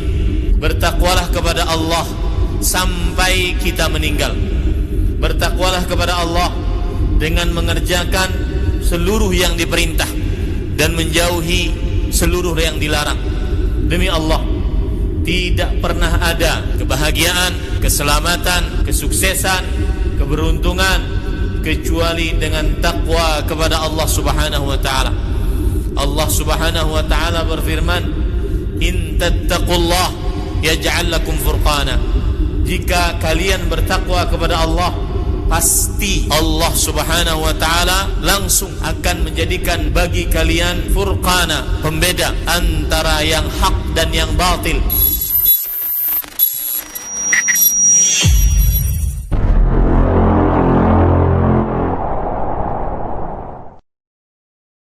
Bisa berapa, Baramat? Nah, taib ya. Anda sebutkan 1-2 hadis lagi. Setelah itu kita masuk ke hadis-hadis yang menunjukkan, yang menyebutkan petunjuk Nabi SAW untuk umatnya yang berada di zaman yang penuh fitnah. Hadis Bukhari dari Abu Musa, Abdullah bin Qais dan Abdullah bin Mas'ud radhiyallahu anhuma. Nabi mengatakan, "Inna baina yaday sa'la ayyaman yanzilu fiha al-jahl wa yurfa'u fiha al-'ilm." Sesungguhnya menjelang hari kiamat akan ada hari-hari di mana kebodohan itu merata dan ilmu agama itu diangkat. Ini sudah kita rasakan ataukah belum jemaah? Sudah kita rasakan. Betapa banyak kaum muslimin hari ini tidak tahu sholat. Kita ajak sholat, bukan nggak mau sholat Pak Ustadz, lalu belum tahu cara sholat. Bahkan yang lebih parah lagi adalah akidah-akidah yang cukup dasar. Contohnya tadi Allah fis sama. Ini akidah bukan hanya di zaman Nabi Muhammad. Dari pertama kali Allah menciptakan Nabi Adam hingga ya setelahnya, semua mereka berakidah Allah di atas langit. Sabbihisma rabbikal a'la. Itu memang sifat zatiyahnya Allah. Allah Maha tinggi. Nah, dan arsh adalah makhluk Allah tertinggi. Tidak ada makhluk di atas arsy, dan Allah Maha tinggi di atas seluruh makhluknya, maka juga Maha tinggi di atas arsy-Nya. Nah, tetapi bisa-bisanya hadis keakidah yang dasar ini tiada yang mengetahuinya. Sebagian mereka mulai mengetahuinya ketika dia sudah lewat umur 40 tahun. Bahkan sebagian jamaah mungkin baru berakidah dengan akidah ini setelah putih jenggotnya. 40 tahun yang lalu, 50 tahun yang lalu akidahnya masih Allah di mana-mana. Baru seminggu 2-3 bulan yang lalu mungkin sebagian kita berakidah Ar-Rahmanu 'alal 'arsy istawa. Ini masih dalam masalah dasar dalam akidah jemaah. Kita belum masuk ke dalam masail fikih yang lebih dalam. Betapa banyak orang hari ini tidak paham apa itu iman kepada takdir. Betapa banyak hari ini orang tidak mengetahui Allah itu wajib diesakan. Tentang tauhid rububiyah, uluhiyah dan asma wa sifat. Bahkan ketika kita menjelaskan bahwasanya tauhid ada 3, mereka salah paham dan menganggap itu sebagai akidah trinitas. Padahal jelas-jelas arti tauhid terbagi menjadi 3 adalah kita wajib mengesahkan Allah dalam 3 hal, rububiyah, uluhiyah dan asma wa sifat. Dari sisi mana ini dikatakan trinitas? Kecuali kita mengatakan Allah terbagi menjadi 3, itu baru trinitas. Kita katakan tauhid terbagi menjadi 3. Kita tidak mengatakan zat Allah terbagi menjadi 3. Dan maksud dari tauhid terbagi menjadi 3 artinya kita wajib mentauhidkan Allah, mengesahkan Allah dalam 3 hal. Tapi bisa-bisanya sebagian orang menganggap ini sebagai akidah trinitas. Sungguh benar apa yang Nabi katakan, mayoritas mereka berada di dalam kejahilan. Coba antum buat survei, berapa persen kaum muslimin hari ini tahu baca Al-Quran? Bahkan yang udah ngaji sunnah sekalipun. Bahkan sebagiannya ikhwan senior, ikhwan kibar, yang sudah berkibar-kibar kekibarannya, Al-Quran belum bisa baca. Fakta itu. Bahkan sebagiannya orang-orang dekat dengan ilmu, sholat selalu di saf pertama, baca Al-Quran belum benar. Bukan karena lidahnya yang cacat, kalau itu uzur. Kalau masalah suara juga anugerah dari Allah. Kalau suaranya seperti bambu dibelah, mau dioperasi tetap seperti itu suaranya. Tetapi membaca Al-Quran dengan panjang pendek, tebal dan tipis yang tepat itu wajib dan harus diusahakan. Karena perintah dari Allah, warattilil Qur'ana tartila. Dan tartil adalah membacanya dengan panjang pendek, tebal dan tipis yang tepat. Dan itu mampu dipelajari. Kalau tidak mampu, Allah tidak akan memerintahkan kita. Dan itu adalah bentuk pengagungan kita kepada Al-Quran. Dan Al-Quran adalah firman Allah. Betapa banyak kaum muslimin hari ini fasih bahasa Inggris, fasih berbahasa Jerman, fasih berbahasa Prancis. Begitu baca Al-Quran, waladulin,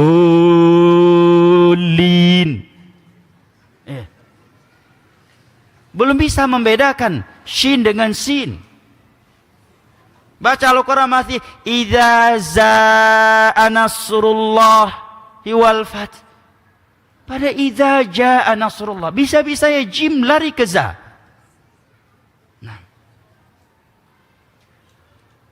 Dan anehnya sebagian kaum muslimin, khususnya kaum muda hari ini, kalau melihat kawannya salah di dalam menyebutkan bahasa Inggris, ya, kata-kata Inggris, dia tertawain.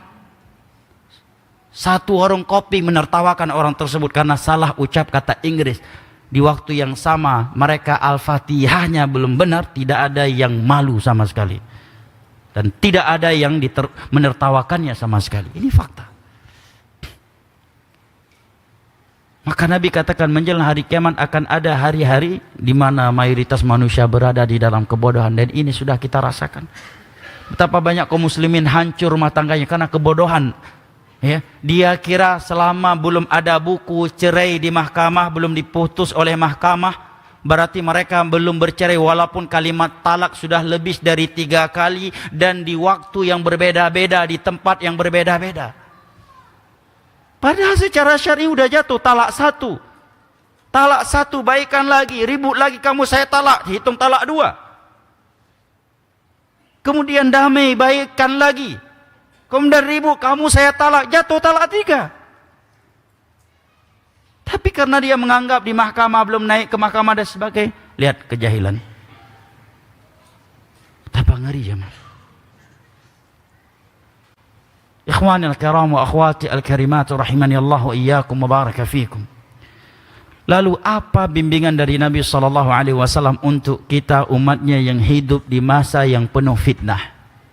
Fitnah syubhat dan fitnah syahwat. Fitnah syubhat tentunya ideologi-ideologi yang menyesatkan kita dari Al-Quran dan As-Sunnah, yang menjerumuskan seseorang ke dalam syirik, ke dalam bid'ah. Lihat sekarang hari ini syirik yang begitu jelas kesyirikannya, tetapi bisa-bisa yang dianggap oleh sebagian orang ini bukan syirik, ini namanya ta'zim kepada orang-orang saleh. Ini bentuk cintanya kita kepada orang-orang saleh.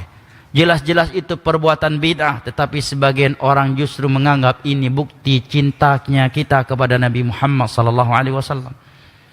Nah, demikian juga fitnah syahwat. Di beberapa tempat untuk bisa tembus ke masjid, kita harus melewati sekian diskotik.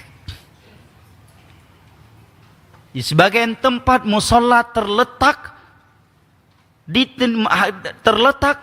di sebuah tempat di mana kita untuk sampai ke musola itu kita harus melewati gang yang kiri kanannya tempat zina, prostitusi. Fitnah syahwat. Ini zaman kita. Nah, na'udzubillah min dzalik. Maka berikut ini petunjuk dari Nabi SAW agar kita selamat dari fitnah akhir zaman. Jamaah yang dimuliakan Allah, karena jamaah yang dimuliakan Allah, Anda boleh mati dalam keadaan miskin. Kita boleh mati dalam keadaan kelaparan.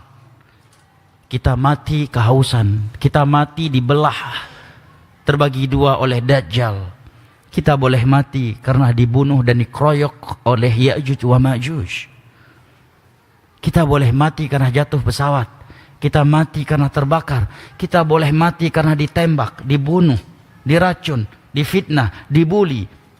Tetapi jangan sekali-kali kita mati dengan tanpa membawa tauhid dan sunnah. Karena tidak ada tempat di dalam syurga untuk mereka yang mati menghadap kepada Allah dengan tanpa membawa tauhid dan sunnah. Maka jamaah yang dimuliakan Allah, petunjuk Nabi SAW berikut ini agar kita selamat dari fitnah akhir zaman ini sangatlah penting jamaah. Yang pertama, at-ta'awudzu billah min syarril fitan, selalu memohon perlindungan kepada Allah dari keburukan berbagai fitnah. Allahumma inna na'udzubika minal fitan ma zahara minha wa ma batan. Nabi SAW berkata kepada para sahabatnya, ta'awwadzu minal fitan, memohonlah kalian perlindungan kepada Allah dari fitnah. Kalau nggak bisa dengan bahasa Arab, bisa dengan bahasa Indonesia. Ya Allah, selamatkan aku dari fitnah syirik, bid'ah, dan fitnah maksiat. Doa jamaah, ini sumber pertama dan utama keselamatan kita. Jangan pernah tertipu dengan secuil dari ilmu kita. Nabi kita seorang nabi, seorang rasul jamaah. Tetapi apa doa yang paling sering beliau bacakan? Allahumma muqallibal qulub, tsabbit qalbi ala dinik. Ini doa yang paling sering beliau bacakan, padahal beliau seorang nabi, seorang rasul.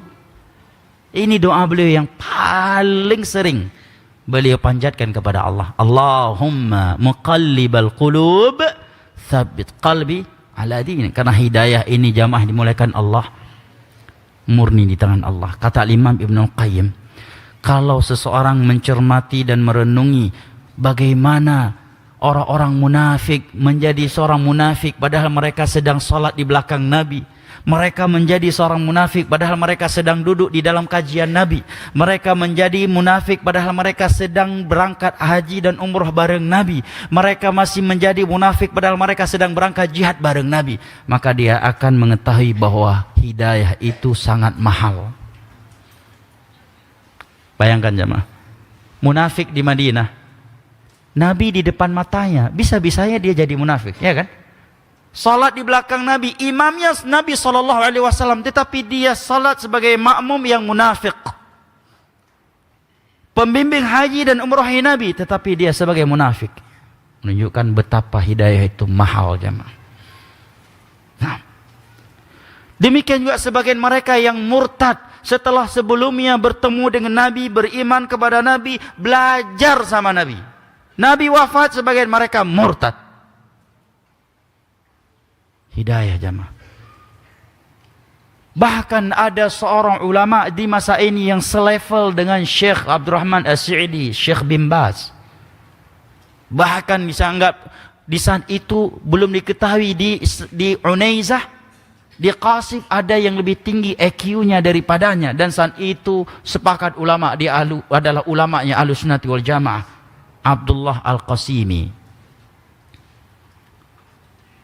Kitab beliau di dalam membantah syubhat-syubhat kaum liberal adalah kitab-kitab terbagus. Dan juga kitab beliau yang berjudul Perang Terbuka terhadap kaum ateis dan anak keturunan mereka dari kalangan kaum liberal. Tetapi dia mati justru sebagai ateis. Sebelumnya ulama kita, ulama Ahlus Sunnati wal Jamaah yang menyuruh kepada tauhid, kepada sunnah, selevel Syekh bin Baz, semasa dengan Syekh Abdurrahman As-Sa'idi, dari satu kota yang sama dengan Syekh Utsaimin, Syekh Abdurrahman As-Sa'idi. Masih ada di YouTube tuh. Lihat, ketika dia turun ke Mesir, dia tertawain kaum muslimin yang menganggap Allah Subhanahu wa taala sebagai Tuhan yang disembah. Sebelumnya ulama istiqamah. Bahkan ana pernah diceritakan oleh Syekh Abdurrahman Al-Adani, beliau sebutkan secara umum, Karena nggak boleh secara khusus, akan jatuh ke ghibah. Ada seorang syekh mati di atas perutnya pelacur. Syekh mati di atas perutnya seorang pelacur. Jangan tertipu dengan ilmu jamaah. Doa. Bahkan ada ustadz sudah berdakwah dari tahun 90-an, belajar ke Timur Tengah. Bisa-bisanya menghamili santriwatinya. Fitnah jamaah. Jangan anggap sepele masalah istiqamah ini. Seorang dai dengan jenggotnya, dengan ilmunya, dengan Al-Quran di kepalanya, dengan hadis-hadis Nabi, dengan dakwah tauhid dan sunnah yang dia ajak. Bisa-bisanya seperti itu. Makanya doa Nabi tadi itu luar biasa jemaah. Allahumma muqallibal qulub tsabit qalbi ala dinik. Orang yang pernah belajar sama Nabi SAW bisa murtad. Apalagi kita. Apakah kita merasa amat, nggak mungkin Ustaz anak tiap hari sama Ustaz anak DKM masjid, anak asisten Ustaz anak admin Ustaz. Penulis wahyu yang turun kepada Nabi pernah murtad. Dalam hadis Anas bin Malik, dia pernah menjadi kana katibal wahy, pernah menjadi orang yang mencatat wahyu yang turun kepada Nabi. Suatu ketika dia datang kepada ahlul kitab Yahudi bawa Al-Quran itu, aku yang tuliskan untuk Muhammad, aku yang buat. Akhirnya dia mati, dikuburkan oleh kaum Yahudi, kemudian mereka melihat mayatnya terdampar keluar. Dikubur lagi, terdampar keluar lagi, sampai berulang kali. Maka mereka mengetahui bahwa dia telah memfitnah Nabi Muhammad SAW sehingga dia seperti ini. Kalau orang yang pernah mencatat wahyu kepada Nabi bisa murtad, lalu bagaimana dengan kita jemaah? Anak punya teman dari Singapura, belajar ke Yaman, bawa istri, pulang masih bercadar. Anak-anaknya juga ke Yaman, pulang istrinya sebelum Covid udah murtad. Anak-anaknya ikut juga istri beliau. Istrinya, wallahu a'lam apakah beliau masih di atas sunnah ataukah tidak. Ya, istiqamah itu luar biasa jemaah, karamah. Makanya kata Syekhul Islam, kalau anda ingin mencari karamah, ingin tahu karamah yang paling mulia, kata beliau di akhir kitabnya Al-Wasitiyah, ketika beliau sedang berbicara tentang karamah aulia, kata beliau al-a'zamul karamah al-istiqamah ala dinillah. Karamah terbesar, termahal dari Allah kepada seorang hamba adalah dia istiqamah di atas agama Allah hingga akhir hayatnya. Enggak apa-apa antum tidak kebal, tidak apa-apa antum tidak bisa terbang seperti anak-anak sebagian Habib katanya, bisa terbang sampai hampir menembus Sidratul Muntaha, akhirnya turun batal ke Sidratul Muntaha karena mendengar suara ayahnya yang memanggilnya katanya. Nggak apa-apa nggak punya karomah itu, tetapi kita mati dalam keadaan istiqamah di atas tauhid dan sunnah. Itulah karomah termahal dan terbesar dari Allah kepada hambanya. Allah mengatakan, innal ladzina qalu rabbuna Allah tsumma istaqamu tatanazzalu alaihimul malaikatu alla takhafu wa la tahzanu wa abshiru bil jannati allati kuntum tu'adun. Nahnu awliya'ukum fil hayatid dunya wa fil akhirah. Sesungguhnya mereka yang mentauhidkan Allah, beriman kepada Allah dan istiqamah hingga akhir hayatnya, apa janji Allah untuk mereka? Ketika mereka sedang mengalami sakaratul maut, sudah melihat malaikat maut datang mencabut nyawanya, maka turunlah malaikat-malaikat berduyun-duyun mendatanginya, menemaninya dan menghiburnya yang akan dicabut nyawanya oleh malaikat maut. Malaikat-malaikat tersebut menghiburnya dengan mengatakan, kamu tidak usah takut terhadap apa yang akan menimpamu, dan kamu tidak usah bersedih terhadap apa yang telah berlalu. Ketika di dunia kami adalah wali-wali Allah untukmu, maka kami juga yang akan menjadi wali Allah untukmu di akhirat nanti. Siapa yang mau ketika malaikat maut mencabut nyawanya, akan turun malaikat-malaikat menemaninya, menghiburnya. Syaratnya istiqamahlah di atas agama Allah. Kalau kita sedang sakaratul maut, nggak ada yang mampu menghibur kita selain para malaikat. Khusus untuk mereka yang istiqamah, ketika nyawanya dicabut, Allah perintahkan malaikat-malaikat turun khusus, tidak hanya 1-2 malaikat, disebutkan malaikah. Malaikat-malaikat, artinya banyak malaikat turun berduyun-duyun ke langit, menemaninya dan menghiburnya yang sedang dicabut nyawanya oleh malaikat maut. Para malaikat-malaikat tersebut berkata kepadanya, kamu tidak usah takut terhadap apa yang akan menimpamu, dan kamu tidak usah bersedih terhadap apa yang telah berlalu. Apa sebabnya? Semastaqamu, karena mereka istiqamah. Di saat istri, anak, teman hanya bisa menangis melihat kita yang sedang dicabut nyawanya oleh malaikat maut, maka akan ada malaikat-malaikat yang akan duduk di sebelah kiri, kanan, depan, belakang Anda dan mengatakan, wahai fulan, enggak usah takut. Enggak usah takut terhadap apa yang akan menimpamu. Kamu enggak usah bersedih. Sebabnya apa? Istiqamah dulu di atas tauhid. Tidak berpindah ke syirik. Istiqamah di atas sunnah dan tidak menukarnya dengan bid'ah. Istiqamah di atas kesalehan, tidak menukarnya dengan kefasikan. Makanya Nabi mengatakan, innamal a'malu bil khawatim. Na'udzubillah jamaah, kalau kita puluhan tahun bertauhid, suatu ketika kita berbuat syirik hanya 1 menit, dan itu syirik yang perdana kita lakukan, justru di saat itu malaikat maut mencabut nyawa kita. Innamal a'malu bil khawatim. Belasan tahun menggigit sunnah Nabi dengan gigi gerahamnya, menggenggamnya seperti menggenggam bara api. Suatu ketika dia buat bid'ah hanya gara-gara enggak enakan dengan manusia. Di saat itu pula malaikat maut datang mencabut nyawanya, padahal itu bid'ah yang perdana seumur hidupnya. Innamal a'malu bil khawatim. Seumur hidupnya dia tidak pernah menyentuh zina. Suatu ketika dia melakukannya karena godaan. Qadarullah, di saat dia melakukan zina yang perdananya itu, malaikat maut mencabut nyawanya. Innamal a'malu bil khawatim. Mati di atas judi perdana. Innamal a'malu bil khawatim. Mati di atas dosa pencurian perdana padahal itu. Innamal a'malu bil khawatim. Hati-hati. Makanya kata Salamah bin Dinar, kullu syai'in takrahul mauta min ajlih fatrukhu thumma la yadhurruka mata mitta. Segala sesuatu yang kamu tidak mau dimatikan di atasnya, tinggalkan segera. Jadikan ini prinsip hidupmu. Kalau ini prinsip hidupmu, tidak akan membahayakanmu dimanapun dan kapanpun kamu dimatikan. Doa jamaah. Kita jangan tertipu dengan secuil dari agama. Jangankan kita yang hidup di Pekanbaru, antum yang sholat 5 waktu di Al-Hijrah, ada orang-orang yang pernah sholat langsung di belakang Nabi Muhammad SAW, tetapi saat itu mereka sebagai munafik. Dan sebagian mereka setelah Nabi wafat murtad.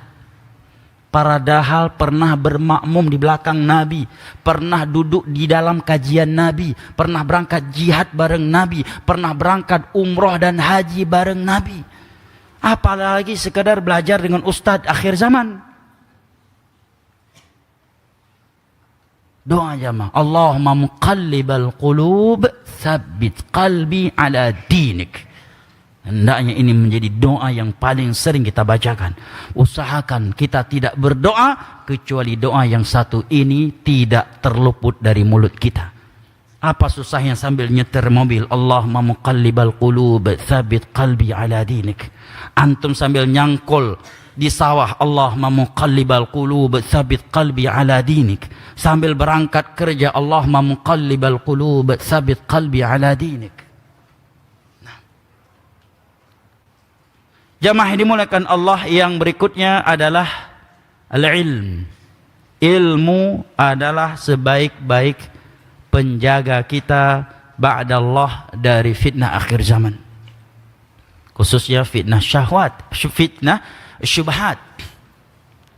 Saya kira dalil-dalil dari Al-Quran dan As-Sunnah yang menjelaskan keutamaan ilmu adalah sesuatu yang kita maklumi bersama. Yang ketiga, as-sabar. Bersabar jamaah. Ada orang berilmu, kalau dari syubhat dia mungkin selamat. Tetapi dia tidak selamat dari fitnah syahwat. Kenapa? Karena tidak ada sabar di hatinya. Orang berilmu memang selamat dia dari fitnah syubhat. Tetapi kalau dia tidak memiliki sifat sabar, justru terkadang orang yang paling awam lebih selamat dari fitnah zina daripada seorang ustadz dan penuntut ilmu agama yang memiliki ilmu, yang hafidh Al-Quran, tetapi tidak memiliki sifat sabar di dalam hatinya.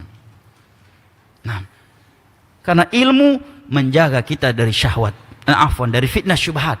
Tetapi yang akan menjaga kita dari fitnah syahwat adalah sifat sabar.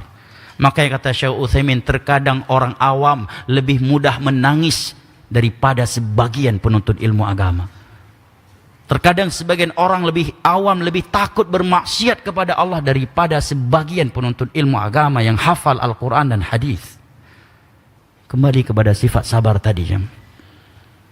Banyak-banyak mengingat ayat dan hadis yang berbicara tentang keutamaan sabar. Kalau kita nggak sabar jamaah, berantakan hidup kita. Makanya Umar radhiyallahu anhu mengatakan, wajadna khaira 'ishina bis sabr. Kebaikan di dalam kehidupan ini kami dapatkan dengan sifat sabar. Kalau tidak sabar jamaah, mungkin dari dulu kita sudah meninggalkan dakwah sunnah ini. Ya, kalau kita nggak sabar jamaah, mungkin kita sudah berpindah dari tauhid ke syirik. Kita akan menukarkan sunnah ini dengan bid'ah demi secuil dunia. Kalau tidak sabar jamaah, mungkin tiap hari kita ribut dengan istri kita. Kalau nggak sabar tiap hari mungkin kita main tangan dengan anak-anak kita. Kalau nggak sabar mungkin kita nggak akan duduk di seperti ini jamaah. Paling duduk di majelis ilmu agama. Baru 15 menit kajian terkadang udah datang rematik dan asam urat. Padahal berjam-jam di warung kopi nggak ada asam urat dan rematiknya. Begitu duduk dalam kajian ilmu baru 15 menit. Udah datang asam uratnya. Ketika dia nggak sabar, mustahil bisa duduk. Kalau nggak sabar, mustahil kita akan sholat tahajud jamaah. Kalau kita nggak sabar, mustahil kita akan tetap bersedekah dalam pembangunan masjid, bersedekah untuk pondok. Sementara pas rapat mungkin pendapat kita nggak diterima. Bahkan mungkin makan siang nggak diundang. Kalau nggak sabar, auto berangkat nggak jadi sedekah lagi. Sabar jamaah. Nah. Makanya sabar kunci masuk syurga. Mau masuk syurga, sabar kuncinya. Apa ucapan diucapkan oleh para malaikat ketika penduduk syurga masuk ke syurga? Bima sabartum fa ni'ma uqbad dar. Wahai penduduk syurga, kalian masuk ke dalam syurga bima sabartum, karena dahulunya kalian bersabar. Bersabar di atas tauhid, bersabar di atas sunnah dan tidak bergeser selangkah pun. Dia menggigit sunnah ini dengan gigi gerahamnya. Dia tetap akan menggenggamnya walaupun rasanya seperti menggenggam bara api. Bima sabartum, kalian bersabar dahulu. Kalian ditimpa kemiskinan, ditimpa penyakit, kalian dibuli, difitnah, dan berbagai ujian menimpa kalian. Kalian tetap sabar dahulu, tetap bersabar di atas tauhid, tetap bersabar di atas sunnah, tetap bersabar taat kepada Allah. Fa ni'ma uqbad dar, maka ini syurga sebaik-baik tempat tinggal untuk kalian, kata para malaikat. Ikhwan al-kiram wa akhwati al-karimat rahimani Allah wa iyyakum wa baraka fikum. Sebab-sebab yang lainnya sangatlah banyak, di antaranya kita menjaga lingkungan yang baik, yang memiliki circle yang baik. Ini sangat mempengaruhi agama kita, sangat pengaruh terhadap keistiqomahan kita di atas agama kita. Al-mar'u ala dini khalili, dalil dari Al-Quran dan As-Sunnah ala fahmi salafil ummah, yang menunjukkan betapa circle itu atau lingkungan itu sangat memberi pengaruh terhadap keistiqomahan kita di atas agama Allah. Saya kira sesuatu yang telah dimaklumi oleh antum semuanya. Karena waktu yang telah habis, maka kita cukupkan sampai di sini, dan pertanyaan yang telah terkumpul insyaallah dibacakan kepada guru kita Al-Ustadz Maududi ataukah ustadz-ustadz yang lainnya. Barakallahu fikum ya, insyaallah ya. Nah, jangan antum paksana jualan habatus sauda di depan pintu Kimia Farma. Nah, barakallahu fikum. Subhanakallahumma bihamdik asyhadu an la ilaha illa anta astaghfiruka wa atubu ilaik. Wassalamualaikum warahmatullahi wabarakatuh. Waalaikumsalam warahmatullahi wabarakatuh.